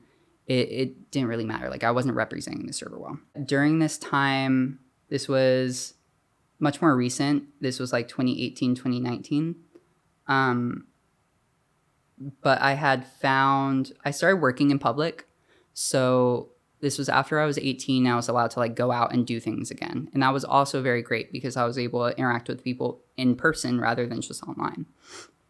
And so I was working at Starbucks, and I remember there was this one person that came up to me. I was wearing like a Porter beanie, and they're like, "Oh my God, nice hat." And I was like, "Oh my God, are you in the Discord server?" And they're like, "Oh my God, there's a Discord server?" No.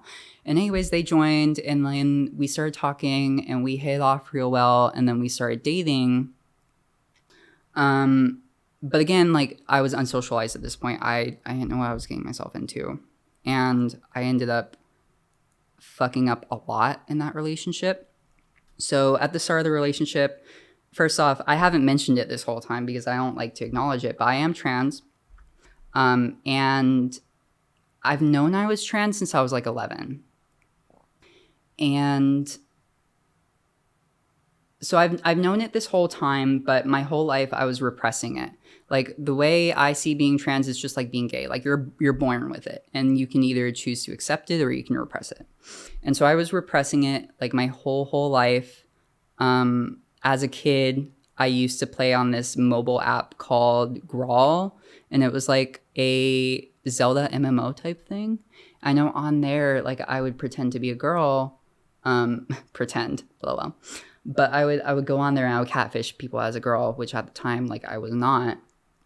And that always made me feel so comfortable. Like I felt so much more comfortable doing that. I met a lot of great people on there who I still talk to this day. Shout out Leah. So that was always a major part of me. And when I got into this relationship, I felt like, okay, maybe it's finally time to be myself, because my partner was like advertising themselves as very queer, which they are, but they were being very forward about being queer. And early on into that relationship, I don't remember what the conversation was about, but there was one point where I was like, don't assume my gender, right? And so they ended up just assuming my gender anyways. And they got really mad at me for even saying that, you know? And that's really dangerous if somebody says don't assume my gender, to just go and assume their gender. Like, that's super dangerous. It ended up putting me in a position where I was still repressing my feelings, and I continued to repress them, which wasn't right. What I should have been doing was communicating clearly. And in that relationship, that was the biggest problem for me, is that I never communicated any of my issues, right? And that was stemming from the fact that whenever I did communicate as a kid, like, I was all shut down. Whenever I talked about my needs with my parents, they were always like, fuck you, we don't care. They never said that specifically, but like, that's how I felt. And so, like, yeah, that relationship was really hard on me, because up until that point, I hadn't started my mental health journey, and I didn't know how to talk to people, and I didn't know how to talk about my problems at all. So I ended up repressing myself for that whole relationship. And there were points in that relationship where they would literally call me the straightest boy they had ever met. And I'm sitting over here like, what are you seeing that I'm not? But also at the same time, like, hearing that language directed at me kind of personified me in a way. And because I kind of felt like that's what they wanted, I started to like embody that persona. And I had developed toxic masculinity. And I had started getting even worse as a person, because like, obviously I was repressing myself. And like, yeah, I should have just talked about it, but I didn't. And I didn't feel like I could at the time, which sucked. There was one time where they were expressing a need where they wanted more like oral from me, in the bedroom. And let me just say that if you want something in a relationship, the right thing to do is to talk about it. The right thing to do is express your need, So if you want something, talk about it. So they weren't in the wrong at all. But I, at the time, of course, like, I had been forced to do that to people. So it was like, whenever that was asked for me, it's not that I felt forced again, but like, I couldn't push myself to do it all the time. And I never explained that, So what they saw was me not following their communication, I guess. Like, I was neglecting them. Mm-hmm. But from my point of view, like, I was dealing with all of my pent up problems that I just was never able to talk about. But anyways, like, early on to that relationship, there was another problem where in the Porter Discord, we had like a separate channel where some members, or not a separate channel, it was a separate server where some members got together to talk outside of the server. And there was one rule that we weren't supposed to tell anyone that the server existed, because we didn't want people getting jealous. Now, this was my IRL partner at the time, and they see me texting on my phone, and they're like, who are you talking to? And so I didn't want to lie to them. So I was like, oh, I'm in this extra server. You can't join or talk about it, yada, yada, yada, But they end up talking to some of the people in the server, and it was exposed that I exposed them in a way, which, exposing them again, sorry. But that ended up causing like a really big argument and like a really big falling out with everyone in PRD. That was like the last straw for the server, because they were fucking sick of me. Like, I was being such a horrible person, and I'm not going to hide behind that. A lot of the old messages that I said, like the really bad ones, were deleted. But I can still go back and look at them, because we have a bot that like reports the message and then it gets sent to a private channel. So I have actually gone through and looked at some of the stuff I said. And honestly, the one time that I did, it hurt so bad seeing my own words. Like, it felt like I was looking at another person. Mm-hmm. And it literally ruined my day. Like, I felt like I was going to throw up when I saw that. And like, I'll admit, all of that stuff was me. Like, it was me. I did a bunch of horrible things. I said a bunch of horrible things that hurt a lot of people. And just looking at it, like, from the perspective that I have now, it just felt like a different person. And I don't know, it was really hard to accept that I was the one doing those things. It was hard to accept that the responsibility of that. Like, I was just fucking up a lot. And so they were sick of me. And after I had spilled the tea on the private server, it was like the final straw, more or less. So I stopped having really a relationship in the Porter Discord. I stopped being an admin. Like, I still own the server, but I don't contribute to it in any way. Like, they do their own thing. I do my own thing. And so that was really hard. That was like, wow, I got all of my friends finally, and then all of it was ripped away from me. So that ended up giving me more social issues that I'm still kind of working through to this day. That was like 5 years ago, so it's still like a little recent, but I'm finally starting to get out of my social issues. But back to my relationship, like, all of these things happened very early in our relationship. And so what I should have done is, well, I should have communicated. That was like the number one thing that I should have done, and that would have solved most of our problems if I just communicated. But B, I also should have just, if I didn't want to be in that relationship, I should have ended it early, you know? But I didn't do either of those things because I was an insecure little fuck and like I had nobody else. So I was like, well, I have you, even though I didn't really want that person to be in my life, you know? But I stuck around with that relationship through all the problems, and the problems for me never went away. Like, all that stuff just got pent up because I didn't talk about it. And by the end of that relationship, thankfully in my life, I have never been sexually abusive or physically abusive to anyone. That's never been an issue. But during that relationship, particularly towards the end of it, I was very verbally abusive and neglectful. And there was also some other forms of abuse too, but like a lot of it stemmed from the fact that I honestly didn't even want to be in the relationship, but I didn't feel strong enough to leave. I didn't feel strong enough to talk about things. And I handled everything in such a poor manner. Like, I ended up taking my feelings out on someone, which they didn't want that. Nobody wants that. Nobody wants for you to be attacking someone because of your repressed problems, you know? But that's what I ended up doing, and I really have a lot of regret for it, and I really ended up hurting that person a lot. We ended up moving in together, and that's when, honestly, most of the downhill stuff was. Like, it got really bad then. I was so horrible towards them, and I was always drunk. And, like, I don't get more, like, I never got more verbally abusive when I drank. Alcohol, like, really sedates me, if anything. But it wasn't helping anything at all, you know? And, yeah, I ended up hurting that person a lot, and I really, like, fucked up their life for a little bit. Like, they were trying to go to school, and I was really jealous that their parents were helping them pay for rent. So I was like, well, they should be helping us pay for rent. That should be for both of us. It shouldn't just be for you. Yada, yada, yada. Why the fuck would I say that? That's not my place to say that. That's their money. That's their parents gave it to them. That I am not entitled to that shit.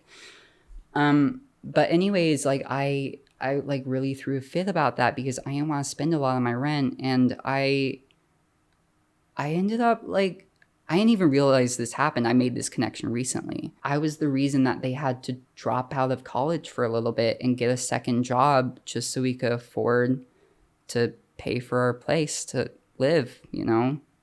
So I ended up setting them back about 6 months, and they had to restart schooling, like, during 2020, like, during the pandemic. And man, that's just so fucked up. Like, I feel so bad for that person, and, like, I really should not have been in that relationship. Like, I shouldn't have been with anyone. Like, I had so much that I needed to work on, and I wasn't doing that. And I was just taking it out on, like, literally everyone around me, you know? And, like, looking back on it, again, it feels like I'm looking at a different person. And it really hurts, like, accepting the things that I did. I know I haven't gone in great detail about everything, but honestly, a lot of the reason I don't go into great detail is because a lot of the things I did, I was so ashamed of, I blacked them out. Yeah. So a lot of the things, like in PRD, there was a time, I want to say it was last year, where I reached out to them and I kind of, like, explained my perspective from how everything went wrong.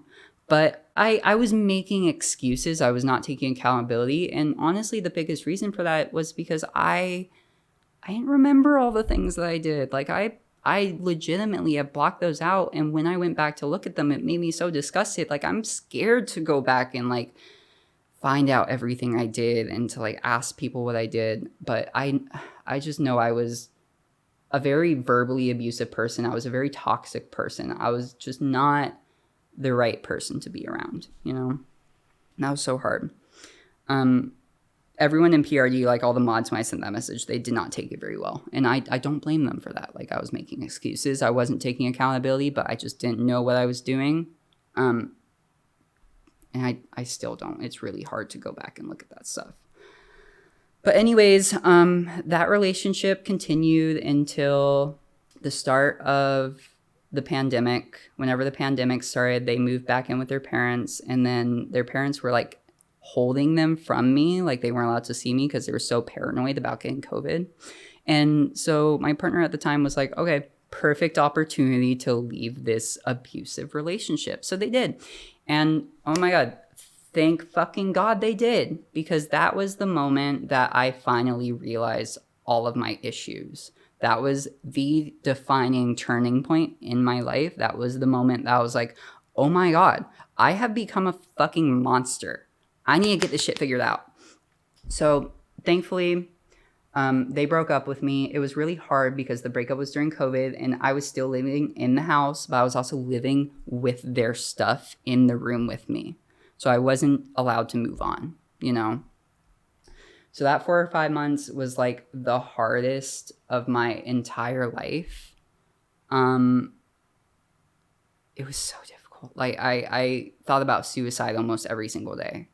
And I wouldn't say I made like a solid attempt, but I lived in like a ghetto area and I would sit outside in the middle of the night. Like I would wait for someone to like hurt me, you know? Mm-hmm. So I was ready to die, did not want to be here, felt horrible. Eventually my lease turns up, and like also during that lease, like I was really toxic to my roommates too, just because I was going through all this. So like everyone in the household was affected. And it really sucks because one of my roommates was the person that like got me the house. And like, I was never very appreciative of that. I was never like, oh my God, you freaking housed me. Thank you so much. I was like, fuck you, fuck everyone else. Fuck this shit. I don't want to be here. So just to everyone in that household, and also everyone that I've affected personally over my life, I really truly want to say sorry. I've definitely grown a lot. And those were just hard times for me. And I handled them so poorly. And I wish I did better. But also, you know, I learned. I learned from all of my mistakes. And now they were really ingrained in me. So I learned really well from them. So I don't take it back. You know, it was important for me to learn all that. So I don't take it back, but I am deeply apologetic. I really do feel bad for all the people that I hurt. But anyways, we broke up. I'm living there. I hate it. While I was living in that house, because I was like so ready to kill myself, I fell off the deep end and I was not taking care of myself. My room ended up being like filled with trash.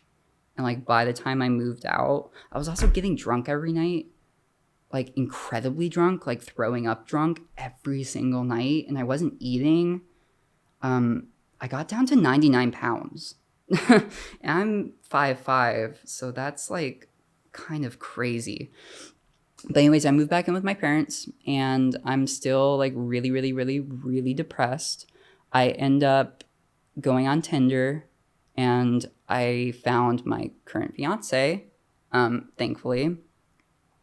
And so we got together, but like at this point, I was still like just off the cuff of all that. So I was still really, really, really fucked up. Still drinking all the time. My room, even at my parents' house, was still very messy. It was nowhere near as bad as when I was living on my own. But it was bad enough that they were complaining about it almost every day. They did not like me having a messy room. But anyways, about a year goes by. My relationship's going really good. I recognized like all my faults in the last relationship, and I didn't allow them to happen again in the same way that they did. So I still was having issues with like being suicidal and like having like, I wouldn't say social issues, but I was still coming off of that like abusive, manipulative phase. So there were like minor points where like, I mean, this isn't minor, but like I would threaten to kill myself a lot. And my partner was getting put, well, my fiance was getting put in positions where they were, you know, feeling really uncomfortable about that and feeling really worried about me all the time. And so I feel really bad doing that to them. And I was still like, you know, figuring myself out. But eventually, after about a year, I started doing therapy for the first time. And I found my therapist through OpenPath. OpenPath is like a cheaper way to find therapists. I think it costs $60 to sign up, and then you can connect with therapists, and sessions are usually like $60-$70. Sometimes if you have insurance, it can be much cheaper. But I found the therapist that I wanted. I had emailed her. She didn't respond to me right away. Actually, I don't think she responded to me at all at that point, so I don't think she had availability. But I ended up signing up for BetterHelp instead, because that was when it was like first getting advertised on YouTube. The therapist that I found, I mean, my problems with BetterHelp were that they force you to do 4 sessions a month. Like you can't just pay for 1 session a month. At least back then when it started, I don't know if it's changed now. So it was $240 every month. And if you didn't feel like you needed all those sessions, it sucks to be you, you're paying for them. Okay. So that didn't really like work for me very well, that business model. But I found a therapist that I liked. Just before all this therapy stuff, I still hadn't like had the strength to like actually start therapy. So where that came from was a quote unquote relapse on my drugs. So for my partner's birthday, this was the first birthday we spent together of theirs. I ended up buying them a bunch of mushrooms because I found a plug. And that was going to be both of our first experiences with mushrooms. We had never done them before. I mean, I did, but like I never got anything from it. And so we both did 3 grams, which that's a lot. That's a lot. And bad trips are a thing. So we got incredibly, incredibly lucky because it was such a great experience for both of us. I think because it was our first time and we didn't know bad trips were a thing. So we were kind of like saved by that. But we had an amazing, amazing, amazing time. And like I basically found God, or like I didn't find God, but I saw God when I closed my eyes. It was just like this big whoosh of bright light, and like I could hear trumpets, but they didn't sound like trumpets. It was really weird. I don't know. And so I was like, oh wow, that's super cool. Still at this time, I hadn't had my spiritual awakening, so I didn't really believe in any of it. But the mushrooms were doing really good wonders on me. I had like 4 or 5 trips after that were all 3 grams, and dude, it was so great. It was so great. They were making me feel so good. They were making me feel so comfortable. Mushrooms are great if you're an adult and you really need them for therapeutic potential. Like they can do a lot for you. But I ended up trying acid because I was like, oh, let me just fucking try shit, you know? And so when it comes to psychedelics, some people are like mushroom people, some people are like acid people. I'm a mushroom person. I am not an acid person. I ended up getting gel tabs of acid, and gel tabs are typically like double dosed. And I didn't know that at the time. Nobody had ever told me. That was my first time ever having it. And so I was alone, physically alone, like nobody was in the room with me, but I had a trip sitter that I was on Discord with. And so I drop 1 tab, I'm feeling good. I hang out with my friend for like 4 or 5 hours. And I'm like, hey, you know, I'm feeling pretty good. I can probably have the other one. Should I have the other one? And my friend's like, yeah, fuck it. Have the other one. Great trip sitter. Great trip sitter. So I had the other one. And then as soon as the other one started kicking in, my trip sitter was like, I'm getting tired. Because at this point it was like 3 a.m. And so they left. And I was like, okay, I'll be fine. I'll be fine on my own. Ooh, baby. Oh, man. Oh, I was not fine.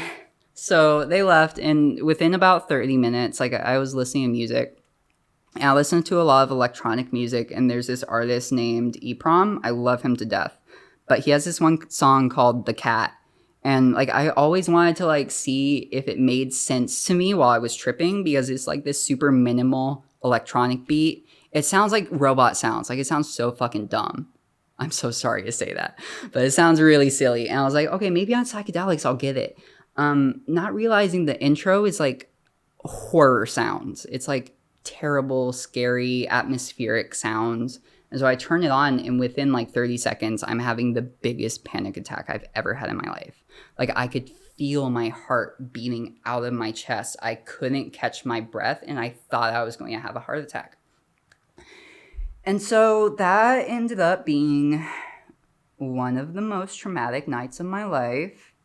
What ended up happening was that I was tripping incredibly hard. Like I was somewhere else. I was tripping so hard I would look at my phone and I wouldn't be able to read. Like all the letters on my phone, they were turning into symbols, like arrows and like alarm clock symbols. Like you could not read it. It was like hieroglyphics. And that was so scary because I had no one with me. And I was trying to like get a hold of people so I could find a new trip sitter, but I couldn't fucking read. Oh my God. And then later on in that trip, there was one point that night that there were voices in my head. And so this was my first introduction, I guess, to like channeling, I guess you would say. Although whatever entity or spirit I was channeling, they were not good. Basically, whenever the voices first started coming in my head, they were trying to convince me to go out on my balcony. And they were like explaining like, hey, you can go out on your balcony, you can jump off and you'll start flying. And so there were two voices in my head. And the way I'll describe it is that these two voices, it felt like I was at a show and they were on the stage and they both had microphones and real loud speakers. They were super loud, but my voice, me, myself, was in the crowd. So I was way in the background and I could hear these two voices going on, and they're trying to like ease me into killing myself. They're trying to make it seem all nice. And I can hear myself in the back of the room, like in my head and in my voice, I'm just screaming. I'm like, don't do it. You're going to die. Don't do it. But my voice compared to theirs was so quiet. It was so scary. So I had these two voices literally telling me to jump, and they were trying to convince me that it was okay. I'm just going to fly. And looking back on it, one thing that they said to me was that they wanted to show me something, you know? They're like, we just want to show you something. Probably they wanted to show me what it's like to die. But then at the end of it, this was sinister and it like fucked me up for like a while. I had talked myself out of not going onto the balcony. Like I was listening to my quiet ass voice in the background. And these entities or whatever, the voices in my head, they got frustrated and they were like, fine, don't even tell her. And so this was really fucked up because to this day, I still have issues thinking that I actually followed their lesson and I killed myself that night. Like it's still like it comes up if I'm tripping again. So I try not to do those things anymore. Yeah. I just stay away from it. But like every single trip after that was tainted. And I thought every single time I was like, oh my God, I'm dead. And I can still picture myself at the bottom of like my apartment complex. And it was so weird because I was tripping so hard. I didn't know where I was. And it felt like I was in multiple places at once. Like if you subscribe to like multiverse theory or whatever, it felt like I was seeing myself in multiple different universes or multiple different places at once. So like I eventually was able to wake up my partner and like I was talking to them on the phone, not making any sense. And I remember I thought I was in their car, but like I was in my room. But I also thought I was in like 8 other different places at once. And it was just like so crazy. It was just like incredibly strong psychosis. Like it was horrible. But anyways, I managed not to kill myself. While I had that entity contact, another weird thing that kind of confirms that that was real was that during that contact, I had my lights on in my room, but the light bulb in my lamp, it burst. Like it straight up blew up when I was freaking out. Like, I don't know if that was because of my energy or the energy of something else, but something overloaded that light bulb and it blew up. And when it blew up, like me being so confused, not knowing where I am, I thought it was a gunshot. I thought I got shot and died. And that started a loop where I was walking in circles for like 2 hours thinking I was in hell.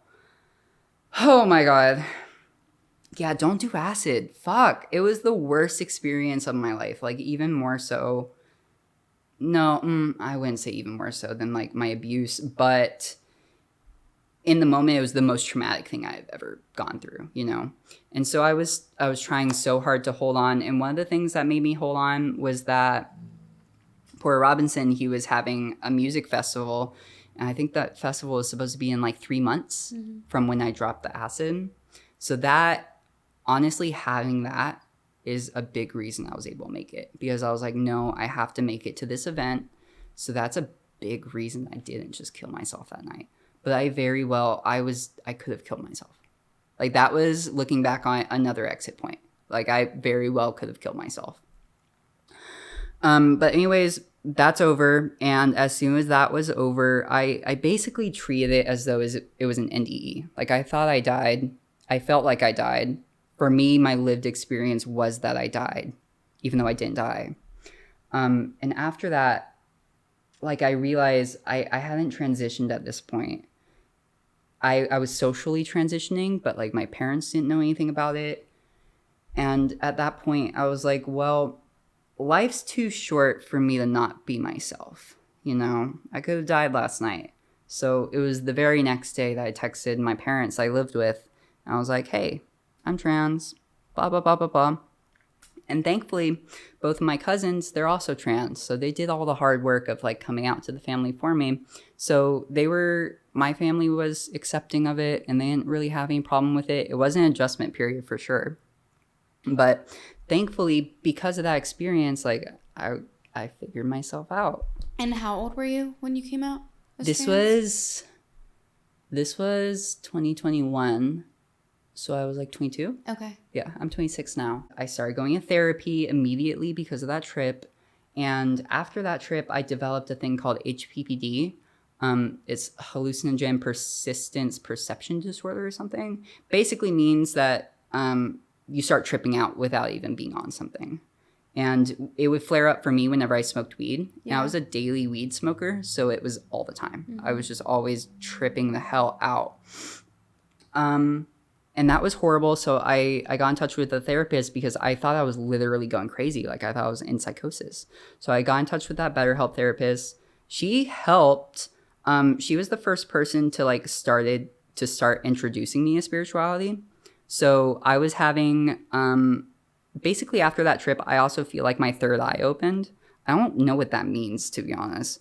But I was seeing on other people, I was seeing third eyes on their forehead, like flashes of it on their forehead. And it looked just like their normal eyes. Like there was just a third eye there. So I told my therapist and she's like, oh my God, maybe your third eye's open. And then she started talking about how like I could be a clair, which is like clairvoyant. Yeah. And so she was explaining like, hey, do you have like a ringing in your ear? And I'm like, yeah, I do. And she's like, oh my God, that's so cool. Do you ever hear people calling your name? And I'm like, yeah, I do. And all this stuff started happening after I took the acid. But it was really freaking me the fuck out. Like I did not want any of that. So I repressed it. But anyways, that therapist was like, oh my God, well, maybe you're a clair. You should start looking into spirituality, yada, yada, yada, yada. And that honestly, it really helped me at the time. It really helped me at the time. It was very simple messaging, but it did a lot for me. But I was telling my fiance at the time, and the thing about my fiance is that they had a past relationship that was extremely abusive, like extremely abusive. And one of the ways that he would abuse them was by using spirituality as a form of manipulation and abuse. Yeah.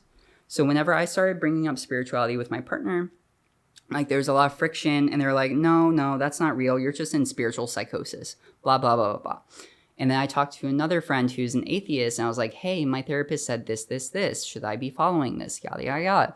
And so both of those people were like, hey, this therapist is doing you dirty. Don't follow this. This is a bad path, whatever, whatever, whatever. So I repressed it, and I was like, okay, I'm not going to follow that stuff.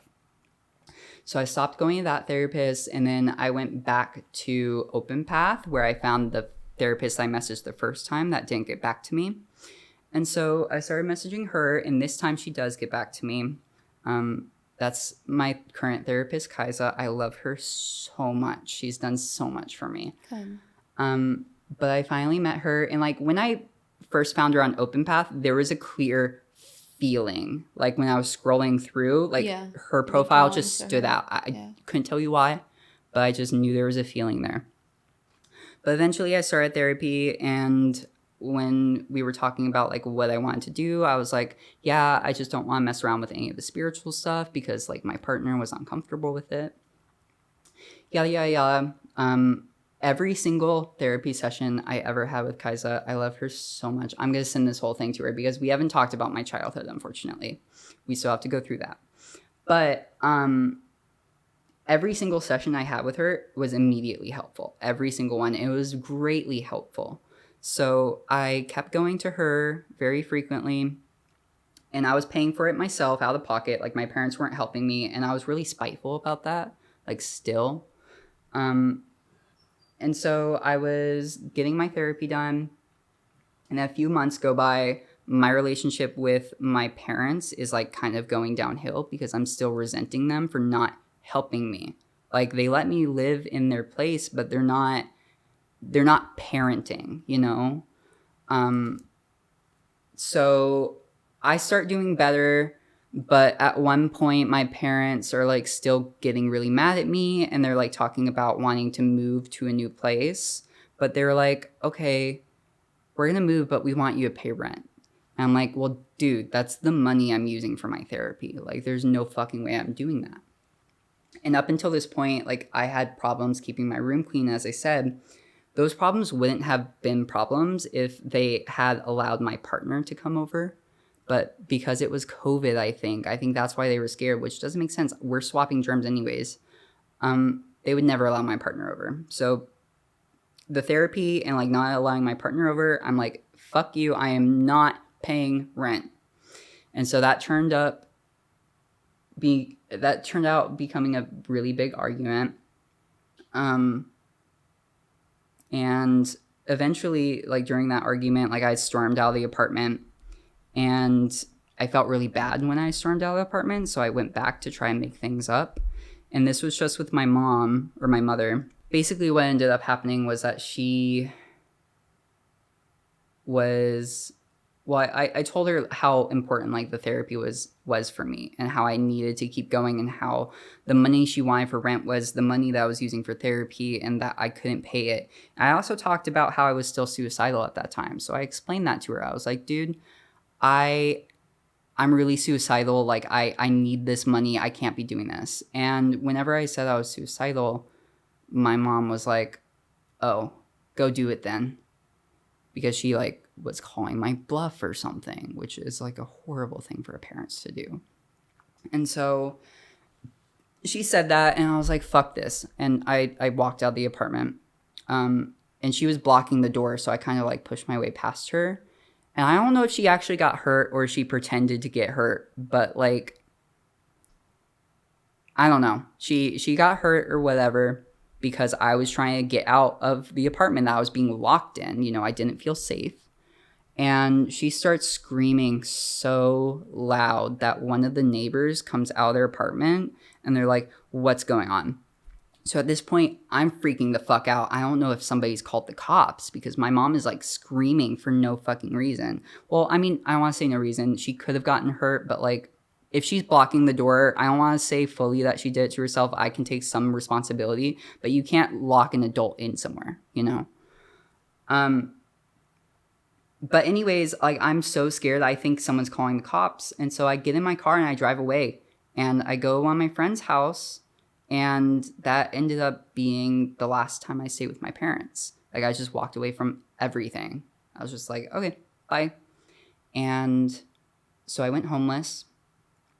I stayed over at my friend's house for a couple nights. They were on like the opposite corner of Phoenix from where I was working, so it wasn't going to work out permanently. I was working at Ulta at the time, and I was doing like the overnight stocking stuff. We would come in at like 6 a.m. and we just stock the whole day. And I had a boss that was like really, really, really hard on me.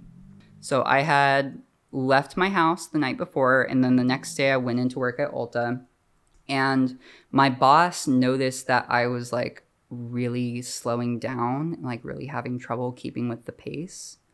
And so he pulls me aside and he's like, hey, this is so fucked up. You need to get your shit together, blah, blah, blah, blah, blah. He's like literally like scolding me and talking down to me and being like so mean and horrible to me. And I explained to him, I'm like, hey, I'm so sorry. I just lost my house last night. He did not fucking care. Not even a little bit. He had zero sympathy for that. He did not care. All he cared about was how quickly I was doing my job. And so I was like, well, okay, do you even want me here? And he's like, no. And so I walk out of the store at Ulta and I text my boss and I'm like, I quit. So now I don't have a job. Thankfully, my fiance at the time had just gotten a new job that week, and she reached out to her boss there, and I think the following day I got the job there. So thankfully, like, I wasn't right. It worked out. I wasn't jobless forever, and I wasn't staying in like that kind of toxic environment. You know, it just wasn't going to happen. But I remember when I walked out of that store, I was so in shock. I sat in my car for 2 hours. Like, I just didn't know what to do. But yeah, eventually I got that new job. That worked out pretty well. But it was on the opposite corner of Phoenix from the person I was staying at and like house hopping at the time. And so at this new job, I like started talking to my coworkers there. And I was like, I'm so sorry. I like went homeless last night. Is there like anyone that can help me? And so one of my friends, Juliana, her roommate was out of the house for like a month and a half at the time. So she's like, oh my God, it's a perfect time for you to ask. You're more than welcome to come over. So I stayed over at Juliana's place for a month and a half. That was really nice. Like I really appreciated having somewhere to go to. It was really relieving. But whenever that ran up, I needed to find another place. Another thing is that at the start of this journey, like when I moved out, I had a voice in my head that told me I never needed to worry about my living situation. And so I believed it and I trusted it. So while I was homeless, other than like the first 2 days, because I trusted that voice, I was never actually worried or scared about where I was going to end up. I just figured that I'd be in good hands. But anyways, after that place, I asked another one of my coworkers and they're like, okay, yeah, you can come stay over. And I stayed over at their place for another month and a half. I feel a little bit worse staying at their place because they were very social people and they would always have friends and family over. But it was so bad. Like I was on the floor in their living room on a bed and I wanted like a little privacy for my space, right? So I would hang up a blanket. And it basically was like a homeless tent inside their living room. And they would keep having friends over and they would have to explain, oh, yeah, that's just our homeless friend. So like I felt bad being at their place. And also at the time, my fiance was working for Hilton and we were getting hotel discounts to go like resorts for like $40. So of course we were taking advantage of that. But what they saw was, you know, me not working on my situation and me just living on their floor and going to resorts and having fun and kind of, I'm sure they felt taken advantage of in some way. And if they did, they never expressed it. But if they did, I'm really sorry. But anyways, I stayed there for another month and a half. And then after that, summer was about to end. The only reason I wasn't like figuring my shit out on my own was because Arizona summers get up to like 116. Like you need a couch if you're homeless in Arizona. You need somewhere with AC. But eventually that dried up, so I started sleeping in my car. Prior to moving out, because my partner was never allowed to stay over at my house. They lived like an hour away from me. So I was like, okay, we have to figure something out. So I had already put a mattress in my car. That being said, my car is a sedan. It's not a van. It's not an SUV. It's very small. So the fact that I got a mattress in there at all is kind of incredible. But, you know, it was a very small space. But I quit my one job that I got. It was at a donut place, and I wasn't vibing with it. Like, that's not really what I wanted to do. And I got offered another job at another hotel. And this was also with my partner. So we both worked at the same job at the hotel. And so I was like, okay, this is way more perfect. I can park in the parking lot. The hotel had a shower for employees. So I have a shower, I have a fridge, I have cooking equipment.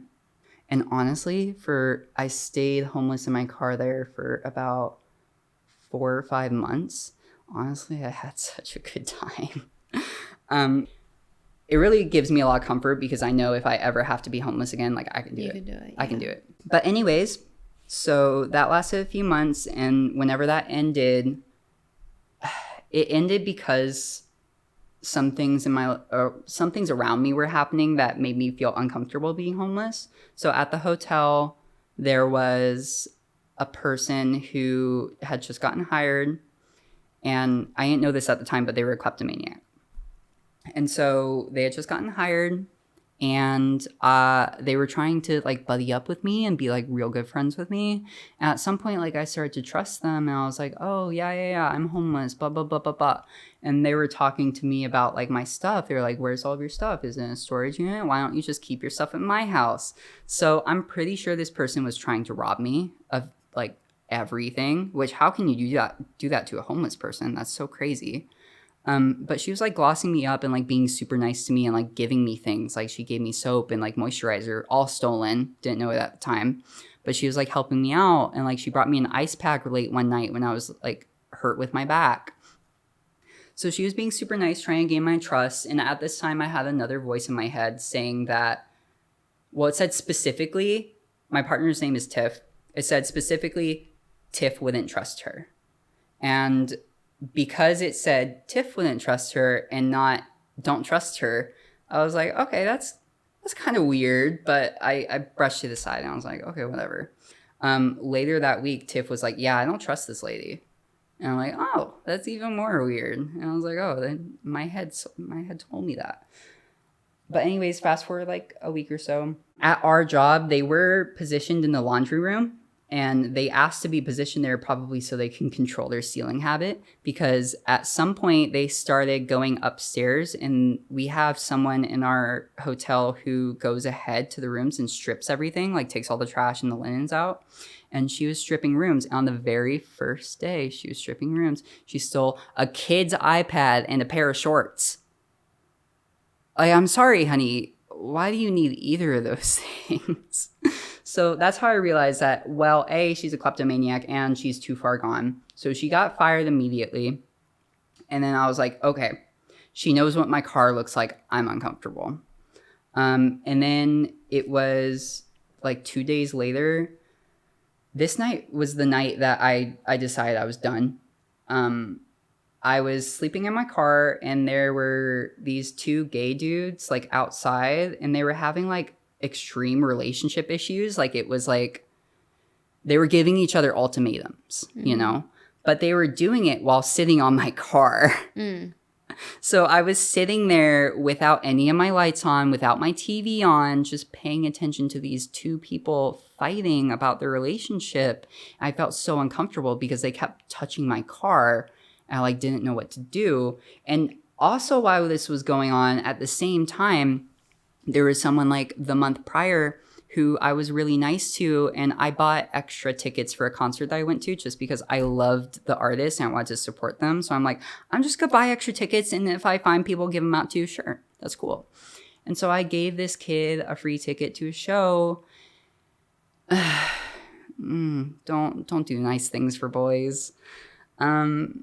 So that came back to bite my ass, and he ended up messaging me on Instagram, and he was like, oh, I'm so depressed. And I'm like, okay, how can I help you? Because at this point, like I had started my mental health journey, so I was doing much better. Not great. Like, I was still having problems, but I was doing much better. And so I was like, okay, let me try and help this kid. And so they're talking to me and they're talking about like all their problems. And basically their problems were that they were an incel and that they couldn't get anyone. And I was like trying to explain like, hey, you know, keep up with your hygiene, do this, do that. You know, you have to make people attracted to you. You can't just expect them to like you. And at some point, I don't know why, but the conversation took like such a dark, weird sexual turn. And it was, oh God, it made me feel so gross. I'm sure. Yeah. And that was the first time I had to deal with that from men before, because like I'd only been trans for like a couple years at that point. And yeah, it sucked. I was so uncomfortable that night, and I told our mutual friend, and I was like, yeah, this needs to stop. So I stopped talking to that guy, blocked him, never saw him again, thankfully. The day after, I was so uncomfortable by those 3 things. I was like, okay, time to find a place. I found a place like almost immediately, because there's a great trans community in Arizona. There's a place called Brick Road. It's a coffee shop, and they do like a trans get together every week. And they have a Discord server, and I was able to find housing through that. And so that worked out really well. And then I moved in there. Things were pretty chill, honestly, for a little while. And then we're pretty much caught up to now. I move out of that apartment, and then I'm freaking out again because I didn't have a place lined up, right? So I move into another hotel for like 2 weeks. Oh, thank God. Something swooped in and was like, yo, you still don't have to worry. Because the very first day after moving out, like the night before, I had nothing planned. The very next day, I had an apartment. I couldn't move into it yet, but like we applied for it, we got it. Good. So 2 weeks later, I move into that apartment. That's where I'm staying right now. It's a studio. And you're living there with your partner? Yeah, right? With my partner. And we were living at the other house too, but they weren't paying rent. And now we're like official, just us two. Good. So moving on, we get back to October, and we went on a trip to Hollywood, well, LA. We went to Disneyland, we went to Universal, and that's where I ended up proposing to my partner, which was really nice. I made this cute little ring box that was, oh my God, I'll send you a picture of it and you can include it. But it was like this little heart, and it had like swords in it, and like, I don't know, it had an eyeball in it. It was so cool. It's so cool. And when you open it up, it lights up. Like I put electronics and everything in it. It was so much work, but I did it. But anyways, we got engaged. And then right after that, like a bunch of weird spiritual shit started happening to me. So basically, I have the belief that everything happens for a reason. I don't think there's anything that doesn't have a cause and effect to it. Like everything is perfectly meaningful. There's a reason to everything. And so during this time, I started praying for the first time, right? And like I had never done that in my life. And I was just like, fuck it. Let's just see what happens. And so I started praying, and dude, it was so crazy. My prayers started getting answered not a week later, not a month later, within 24 hours. Like typically the same day, like they were getting answered. And that was tripping me the fuck out. I was like, what the fuck is going on here?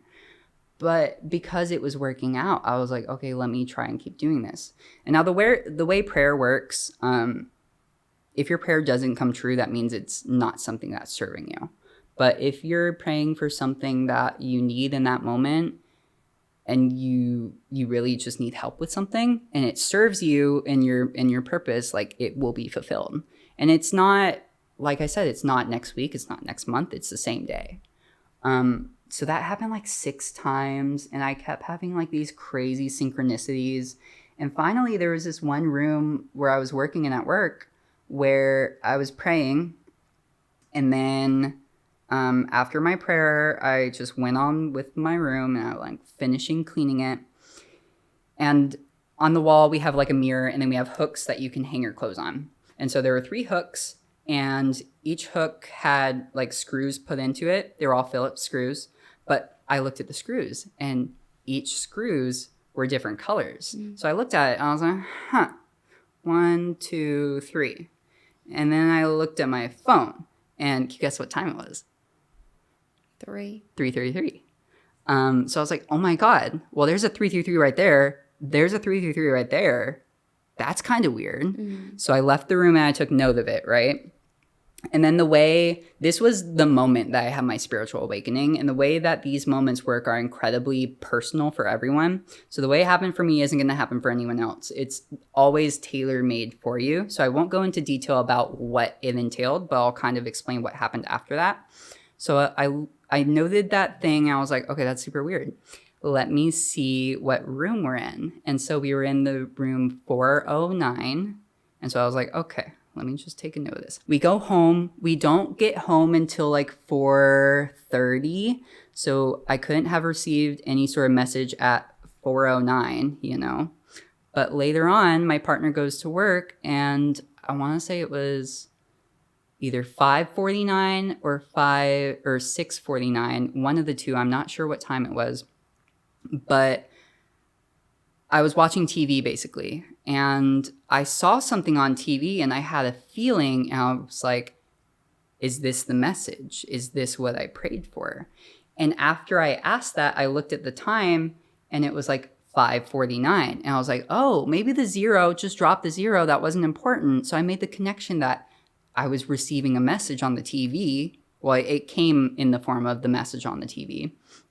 But those synchronicities all lined up. I was like, oh my God, this is like kind of undeniable. And so I started testing it. And this is where it gets so fucking exciting. Oh my God. So I started testing it, and I'm like, okay, well, you know, a big topic right now, because this was last December. This was just like 3-4 months ago. A big topic then was like all the drones in New Jersey. You remember that, right? And so I was like, oh, that's crazy. And they were covering up something. It's not all drones. But I was like, okay, so are aliens here now? Can I see a UFO? And so, oh my God, I started praying to God to see UFOs. Guess what I started seeing?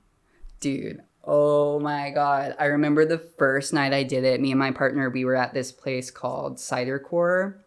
It's just a cider bar, basically. It's like military theme or whatever. But we were sitting outside, and I was like, I did my prayer, and I was like, please let me see a UFO tonight. And this was so cool because, oh God, it's gonna sound like I fall off the deep end here, but like I'm not. The way that these things work is that the ones that I have been interacting with, oh God, it's so hard to explain it. You have they can read your thoughts, okay? So I was staring at a specific point in the sky. I was in Mesa. I was looking towards Phoenix. And I was like, okay, if I'm going to see any, they're going to be in the downtown area, right? So I was staring fixed at a specific point in the sky, and I see one. And I was like so mind blown. I was like, wait, what the fuck? And like my partner like couldn't get a hold of me. I was like staring off like in my own world, like so excited for it. So anyways, I keep doing that. And about a week later, I start just going outside every night. And the first night that I started going outside every night, I didn't see just one. I didn't see just two. I saw like 30 of them. Like they were just going back to back to back to back to back. I have videos of all of this. Yeah, you'll have to show me. I have hundreds of videos. Oh my God, they're so cool.